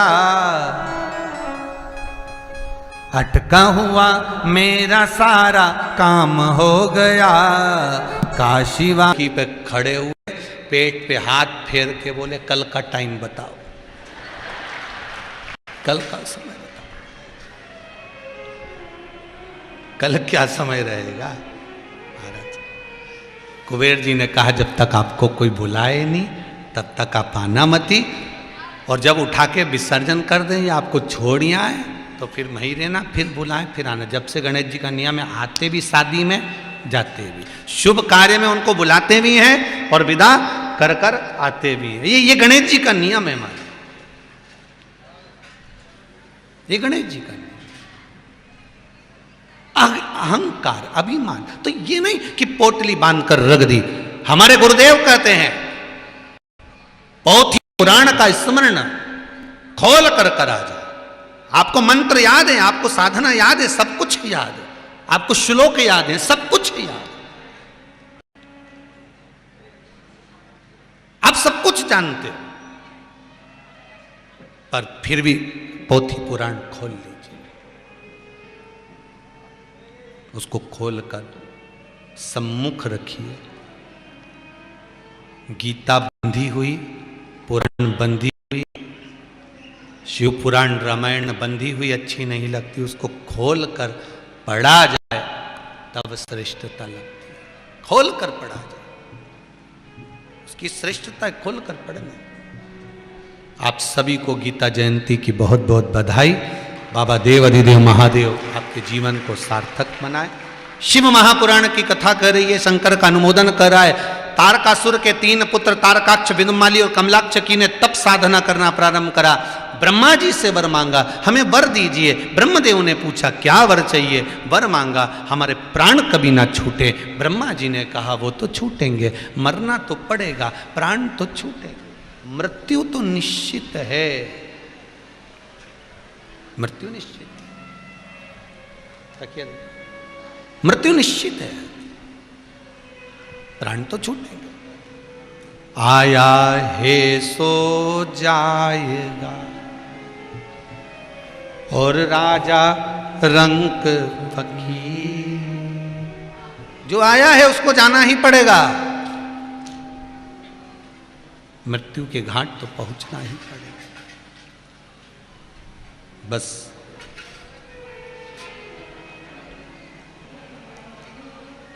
आप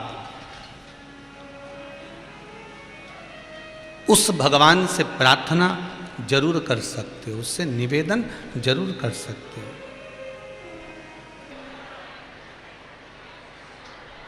भगवान शिव की कथा कर रही है, तारकाक्ष, विदुम्माली, कमलाक्ष की तीनों भगवान से कह रहे हैं कि मेरे प्राण ना छूटे, पर मृत्यु तो निश्चित है और आना ही है। मौत को कौन टाल सका?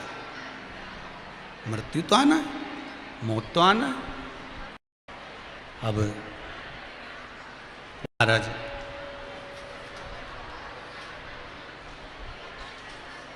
कहते हैं, सज धज के जिस दिन मौत की सहजादी आएगी, ना सोना काम आएगा ना चांदी।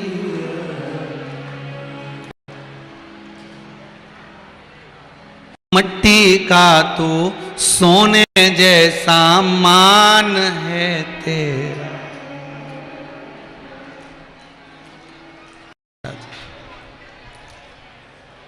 जिस दिन आई मौत, कुछ काम नहीं। पिछले साल कोरोना महामारी में लोगों ने अभी जो गया समय देखा होगा, लोगों के पास में अटैची भर के धन होगा, वो भी हॉस्पिटल में पलंग नहीं होगा। समझने वाली बात है।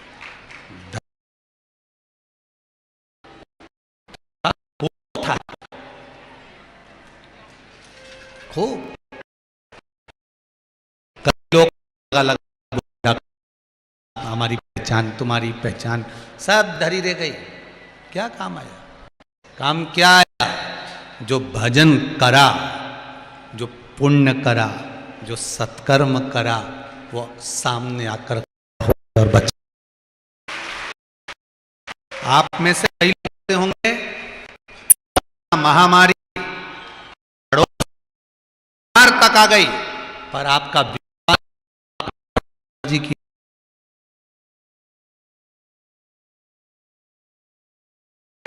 कई लोग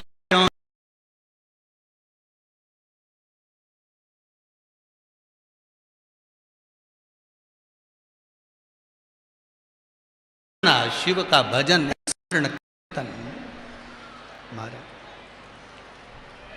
भजन। ये लिखा अभी जो पत्र पढ़े, इसमें एक पत्र बड़ा सुंदर है महाराज जी। एक कोई सलोनी साहू है, बड़वानी जिले की हैं। कहीं बैठी हो तो हाथ हिलाइए जरा।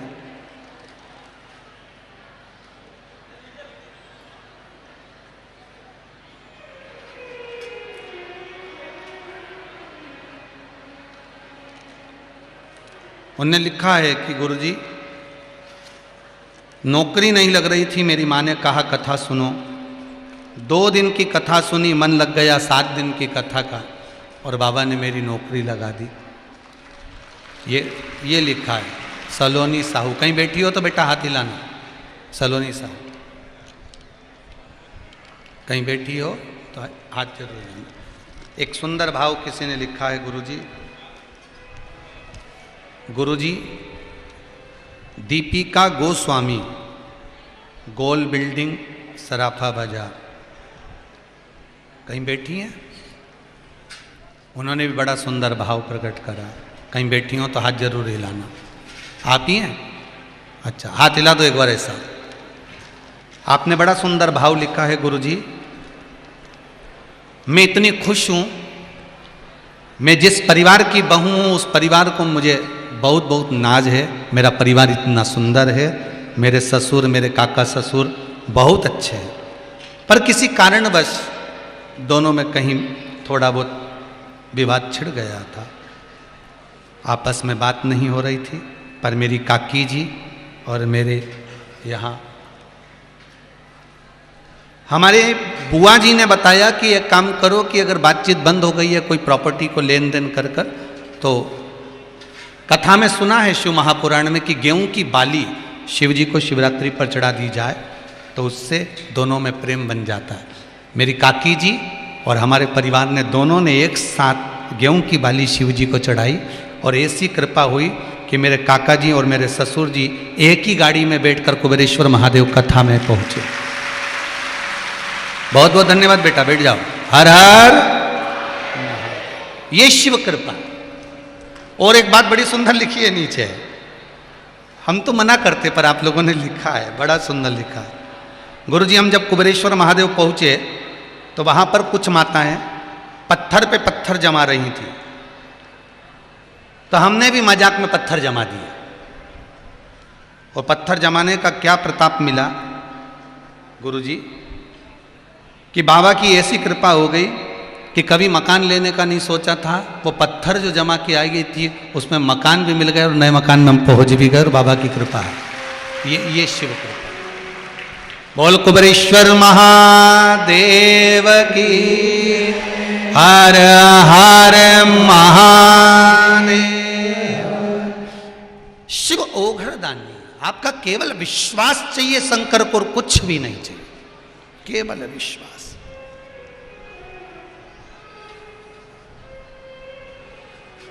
अगर विश्वास पक्का है तो शिव को मिलने में देरी नहीं लगे। महाराज हम मरे ना ऐसा कुछ कहे, मरना तो पड़ेगा, मृत्यु निश्चित है, प्राण तो छूटेंगे, कोई साथ नहीं देगा, कोई नहीं।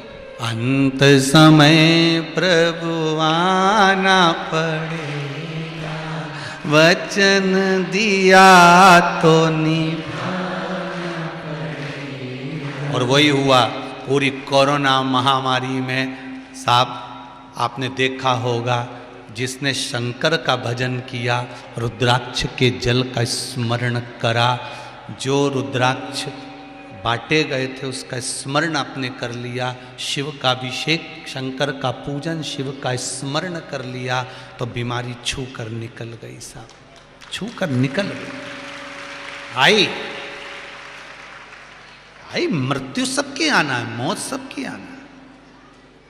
कोई गुलाब जामुन खाएगा वो भी मरेगा, नहीं खाएगा वो भी मरेगा। बादाम खाओगे तो भी मरोगे रे, और नहीं खाओगे तो भी मरोगे। कथा सुनोगे तो भी मरोगे, नहीं सुनोगे तो भी मरोगे। मरना तो है, निश्चित है। फिर किसी के मन में आ जाए कि मरना ही है तो फिर कथा काय को सुने, अपना टाइम काय को बर्बाद करे कथा सुन के। तो उसका एक कारण है, बिल्ली अपने मुख से चूहे को पकड़ती है पर चूहा बचता है क्या, मर जाता है, लहूलुहान हो जाता है। और बिल्ली उसी मुख से अपने बच्चे को पकड़ती है, बच्चा मरता है क्या, नहीं। बस उसी तरह कथा सुनोगे तो भी मरोगे, नहीं सुनोगे तो भी मरोगे। बस अंतर इतना है, कथा सुनकर मर गए तो भगवान के पास पहुंच गए, और नहीं सुन के मरे तो वो ब्लैक कलर की स्कॉर्पियो पे चढ़ गए, वही मुछंदर के साथ कालिया आएगा दम लगा के गदा हाथ में पकड़कर और पाड़े की पूंछड़ी से बांध के ले जाएगा पीछे वाले गेट से, जो दोस्ता। खरगोन में कथा हुई और घर छोड़ के नहीं निकली, इसको अगला जन्म छुपकली का दे दो, वो भी कहेगा। घरों में जितनी छिपकली नजर आए, इनके पहचान जाना, ये कथा में नहीं गई थी इसलिए घर में चिपकी, इनके पहचानो। और तुम भी चाहो तो भगवान से कह देना हमें छिपकली नहीं बनना, 84 लाख योनि में एक जन्म है अपना छिपकली का। तो तुम जितने बैठे हो तुम तो नहीं बनोगे, पर जो नहीं आया उसका क्या होगा कालिया, वो उसका क्या होगा, उसका कर। जिनसे घर नहीं छूटे ना, तो भगवान भी कहते इससे घर नहीं छूटा, इसके घर में चिपका दो, निपटा के। मरकन्नी के पीछे, ट्यूबलाइट के पीछे मही कितनी बार झाड़ू से भगाई, नहीं गई, ऐसी हो रही छिपकली, यूज देखे वो हिले ही नहीं। 2 बार तो घासलेट का तेल डाल दिया तो भी नहीं गई, वहीं चिपकी। किसी से पूछा, गुरुजी आप बताओ ये छिपकली जाती क्यों नहीं? तो गुरुजी कहीं बताया, शिव पुराण तो बता रही चिपक गई, नहीं निकली, कथा में नहीं गई, मन नहीं गया, शरीर नहीं गया, चिपक गई।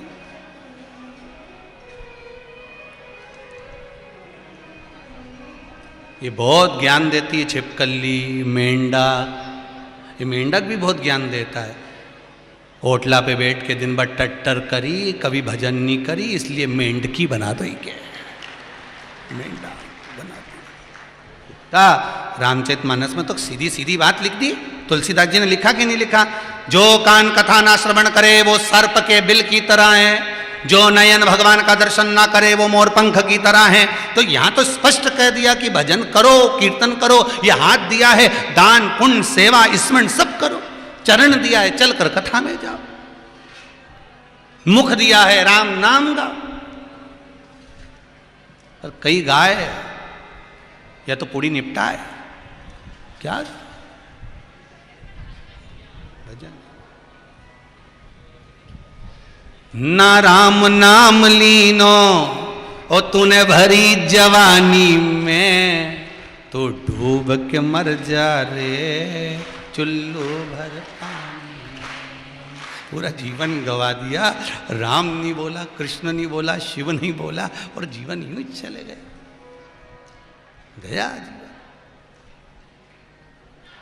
महाराज तारकाक्ष, विदुम्माली, कमलाक्ष की तीनों ने वर मांग लिया, हमें 3 पुरी का निर्माण कर दो। 3 पुरी बना दी। मरे तो हम तीनों एक साथ, तथास्तु कह दिया। मरोगे तो तीनों एक साथ। तीनों ने विचार कर लिया अपन इकट्ठे ही नहीं होंगे। अपन 3 भाई कभी एक जगह पे इकट्ठे नहीं होना, कभी नहीं होंगे एक जगह इकट्ठे।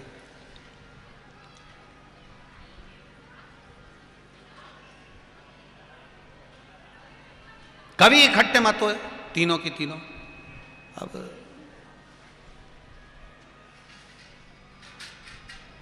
अभी इंदौर कथा करने गए थे तो एक कोई भाई मिलने आए थे। उन्होंने कहा, गुरुजी हमारा पूरा के पूरा परिवार केदारनाथ जी गया था उस समय पे, और वहाँ त्रासदी मच गई थी, सब मर गए।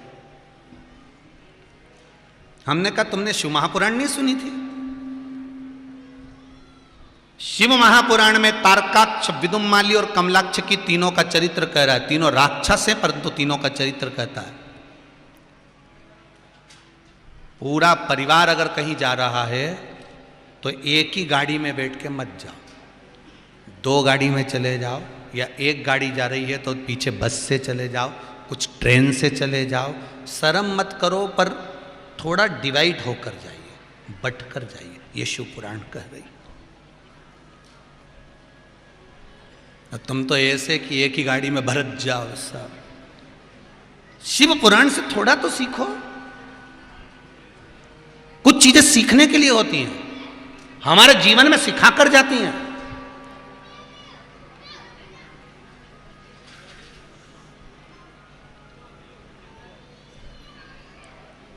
और वो हमारे जीवन में सीख प्रदान करती है कि हमको इनसे कुछ सीखना है। अब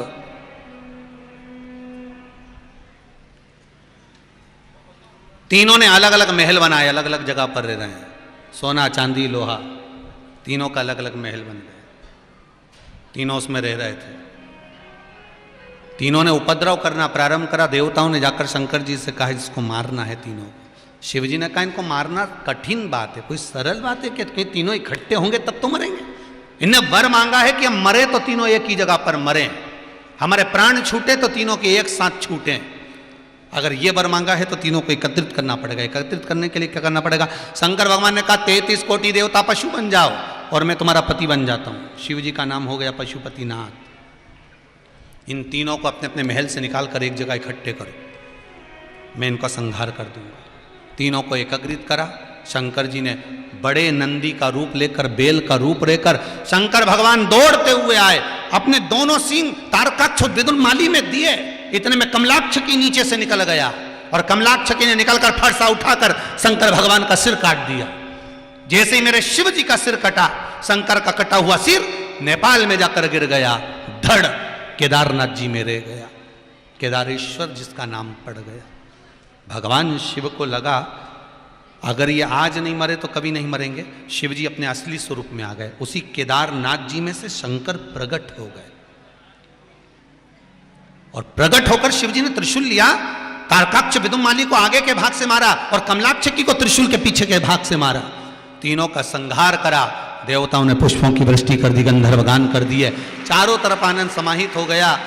पशुपतिनाथ भगवान की, शिव जी का नाम पशुपति नाथ पड़ गया।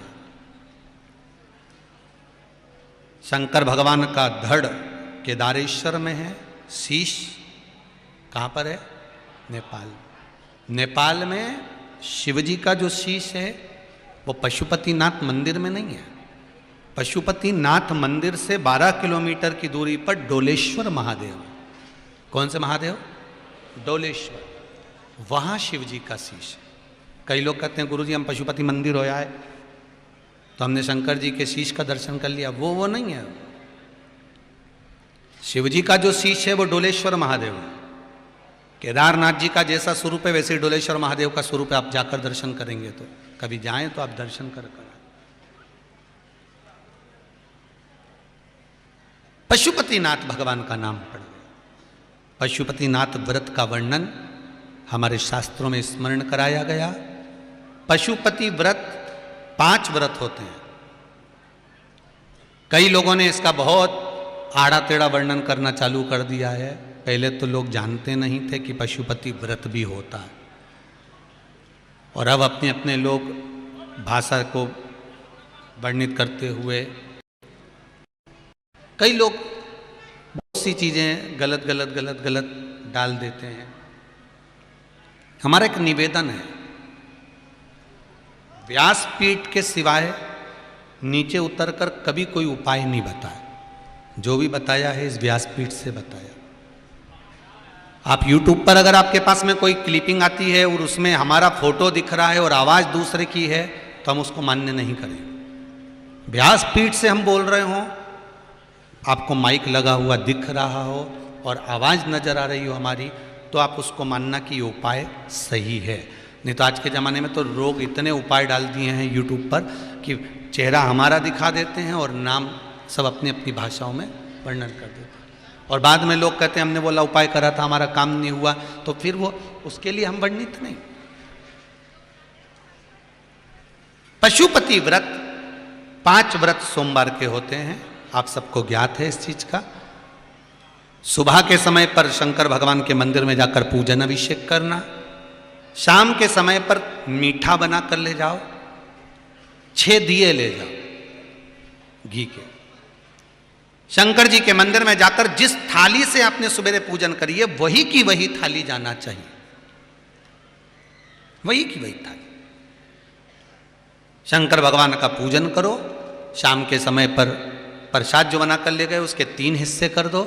5 दिए शिव जी के मंदिर में लगा दो, 1 दिया थाली में ही रखे रहने दो, और 3 हिस्से में से 2 हिस्से मंदिर के अंदर छोड़ दीजिए। पूजन करने के बाद बाबा से पहले दिन ही, पहले सोमवार को ही विनती कर लो, बाबा मैंने पशुपति व्रत प्रारंभ करे हैं, मैंने सुना है बाबा आप मनोकामना पूर्ण करते हैं, मेरे मन की यह कामना है बाबा, इसको पूर्ण करिएगा। बाबा से निवेदन करो। 1 दिया, पूजा की थाली, प्रसाद 1 हिस्सा लेकर घर की ओर आइए। घर में प्रवेश करते समय जो आपका सीधा हाथ हो, राइट हैंड हो, वहीं पर बैठकर 1 दीप प्रज्वलित कर दीजिए और वहां पर भी अपनी कामना कर दीजिए। अंदर प्रवेश कर 1 हिस्सा प्रसाद लेकर आए हो, उस प्रसाद को भोजन करने से पहले ग्रहण करो, फिर भोजन करो। एक समय फलाहार कर लो, एक समय भोजन कर लो, पर जो मीठे का प्रसाद आप लेकर आए हो 1 हिस्सा, पहले उसको ग्रहण करो, फिर आप भोजन ग्रहण करो। ऐसे 5 सोमवार एक ही मंदिर में करना है। ये नहीं कि आज अपने इस मंदिर में कर लिया, अगला उस मंदिर में लिया, अगला उस मंदिर में कर लिया, एक मंदिर में करना। कहीं रजस्वला धर्म आ जाता है, कहीं जाना पड़ जाता है, कोई काम आ जाता है, तो आप उस व्रत के दिन केवल व्रत करो।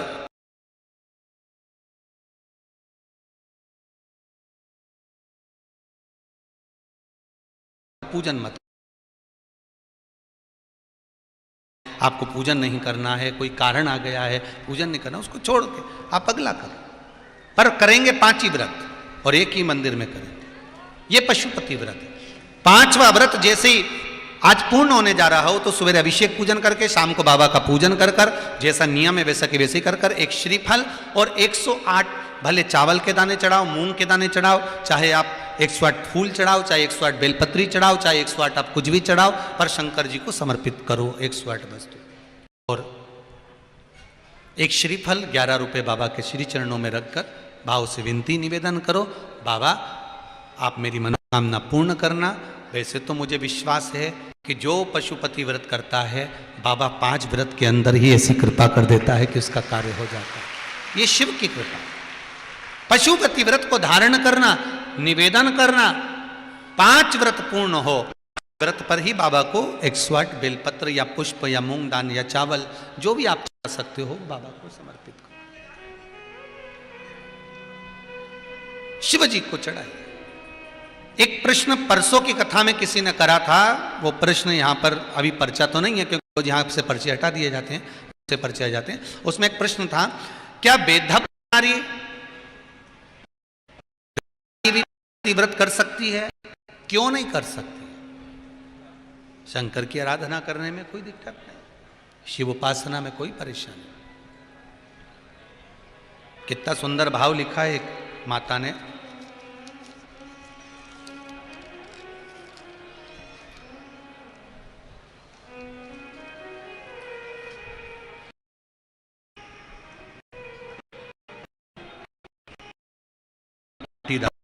बिठेरे, इनके पुत्र अरुण जी पाटीदार ने पत्र लिखा है, गुरुजी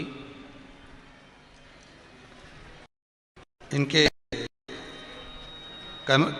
कलाबाई पाटीदार ने पत्र लिखाया है, गुरुजी हमारे बेटे की अभी 1 फरवरी 2021 को एक्सीडेंट में मौत हो गई थी और हम पर बहुत ही दुख की घड़ी आ गई थी। मेरे बहू बेटे के 2 बच्चे हैं, एक 8 साल का है, एक 15 साल का। काम काज कुछ है नहीं, बहुत दुखी हो गए थे, बहुत तकलीफ में हो गए थे। तभी हमने टीवी पर शिव महापुराण की कथा सुनी और कोई काम हमारा नहीं था गुरुदेव, बहुत दुखी थे। जिनने पत्र लिखा है अगर वो होंगे तो हाथ जरूर हिलाना। इतने हो गए थे गुरुदेव कि कुछ नहीं था, पर बाबा से निवेदन करा और शिव महापुराण की कथा टीवी पर सुनी। उसमें आपने एक बात कही थी, कुछ करना नहीं छोड़ना,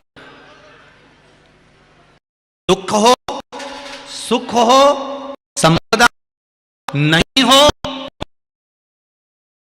क्योंकि पिताजी में भी वर्णन किया गया कर्म प्रधान है और अच्छे से करिए और कर्म करा।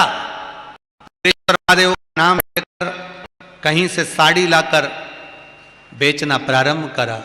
गुरुजी जितना बेटा कमाता था उससे ज्यादा अब बहू कमा रही है, बाबा की कृपा है।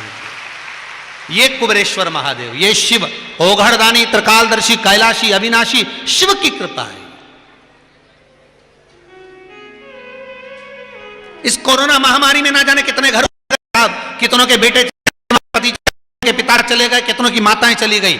घबराना नहीं है, चले गए ना, शंकर है, परिवार साथ नहीं देगा पर मेरा ओघड़दानी साथ देगा, शिव बैठा। आप शंभु पर विश्वास कर कर अपने कर्म को करो, भगवत भजन में लगो और भजन के साथ कर्म करो। थोड़ा करो ज्यादा करो पर करो।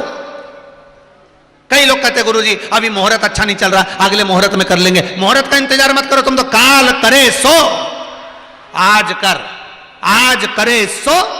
अब इंतजार नहीं करना। लोग इंतजार के चक्कर में रहते हैं, मैं परसों के दिन दुकान खोलूंगा, नरसों के दिन ऐसा करूंगा, खरसों के दिन ऐसा करूंगा, फिर मुहूर्त निकलवाऊंगा, मुहूर्त के दिन फर्नीचर बनवाऊंगा, ये करूंगा। मुहूर्त का इंतजार, शंकर का नाम लो, शिव से बड़ा मुहूर्त नहीं है, शंकर से बड़ा कुछ नहीं। शिव का नाम लेकर कोई विद्वान ब्राह्मण को घर में बुलाओ, दुकान पर बुलाओ, ब्राह्मण देवता से कहिए ब्राह्मण देवता आप पूजन करिए, क्योंकि ब्राह्मण आएंगे, उनके चरण पड़ेंगे, उनका आदि जब चलेंगे तो ब्राह्मण के चरण पड़ने से स्वयं ही सब कार्य सफल हो जाएगा। आप बुलाओ, कराओ पूजा, स्मरण करो। मुहूर्त है शंकर का नाम। जैसे शिव मंदिर में जाने का कोई मुहूर्त नहीं होता, उसी तरह कर्म को करने का कोई मुहूर्त नहीं। आप तो कर्म करो, फल देगा वो। मुहूर्त का नहीं रोना हमको, हम मुहूर्त के रोने में बहुत रह जाते हैं। हम बेटा कहता मम्मी मैं परसों के दिन जाऊंगा, अच्छा मुहूर्त आएगा तब जाऊंगा, नरसों के दिन आऊंगा जब जाऊंगा। लोग कहें मुहूर्त का इंतजार करते रहो, उससे पहले निपट गए तो काहे का मुहूर्त। शिव के मंदिर में जाने का कोई मुहूर्त नहीं, शमशान में जाने का कोई मुहूर्त नहीं। जब मरे तब ले गए, कौन इंतजार करेगा। पंचक चल रहे हैं, 5 दिन के बाद ले जाएंगे। हुआ ऐसा? अरे बोलो तो नहीं, वो तो ले जाना है, ले जाना है, ले जाओ, के उठाओ यहां से, ले आओ, जलाओ इसको, कोई मुहूर्त। भगवान शंकर का पशुपति व्रत का स्मरण कराया आनंद के साथ। आज कथा का 6ठा दिवस, गीता जयंती का पावन अवसर। आप सभी को बधाई देते हुए 6ठे दिन की कथा को विराम की ओर लेते हैं। कल कथा का 7वां दिन रहेगा। 7वें दिन की कथा, जिन्होंने 6 दिन की कथा नहीं सुनी हो, ये देव अधिदेव महादेव के चरणों में बैठकर 7वें दिन की कथा श्रवण कर कर अपने मन की बात बाबा से कहो और अपने जीवन को सार्थक बनाओ। कल कथा का विराम दिवस, आनंद के साथ कथा विराम होगी। कुछ सूचनाएं आशीष जी दे रहे हैं। 18 तारीख से नवेगांव छिंदवाड़ा के पास में सुंदर त्रिनेत्र शिव महापुराण की कथा प्रारंभ होगी। 2 बजे से 5 बजे तक आस्था चैनल पर आएगी। आप सब लाइव उस कथा को स्मरण कर सकेंगे। हर हर महादेव।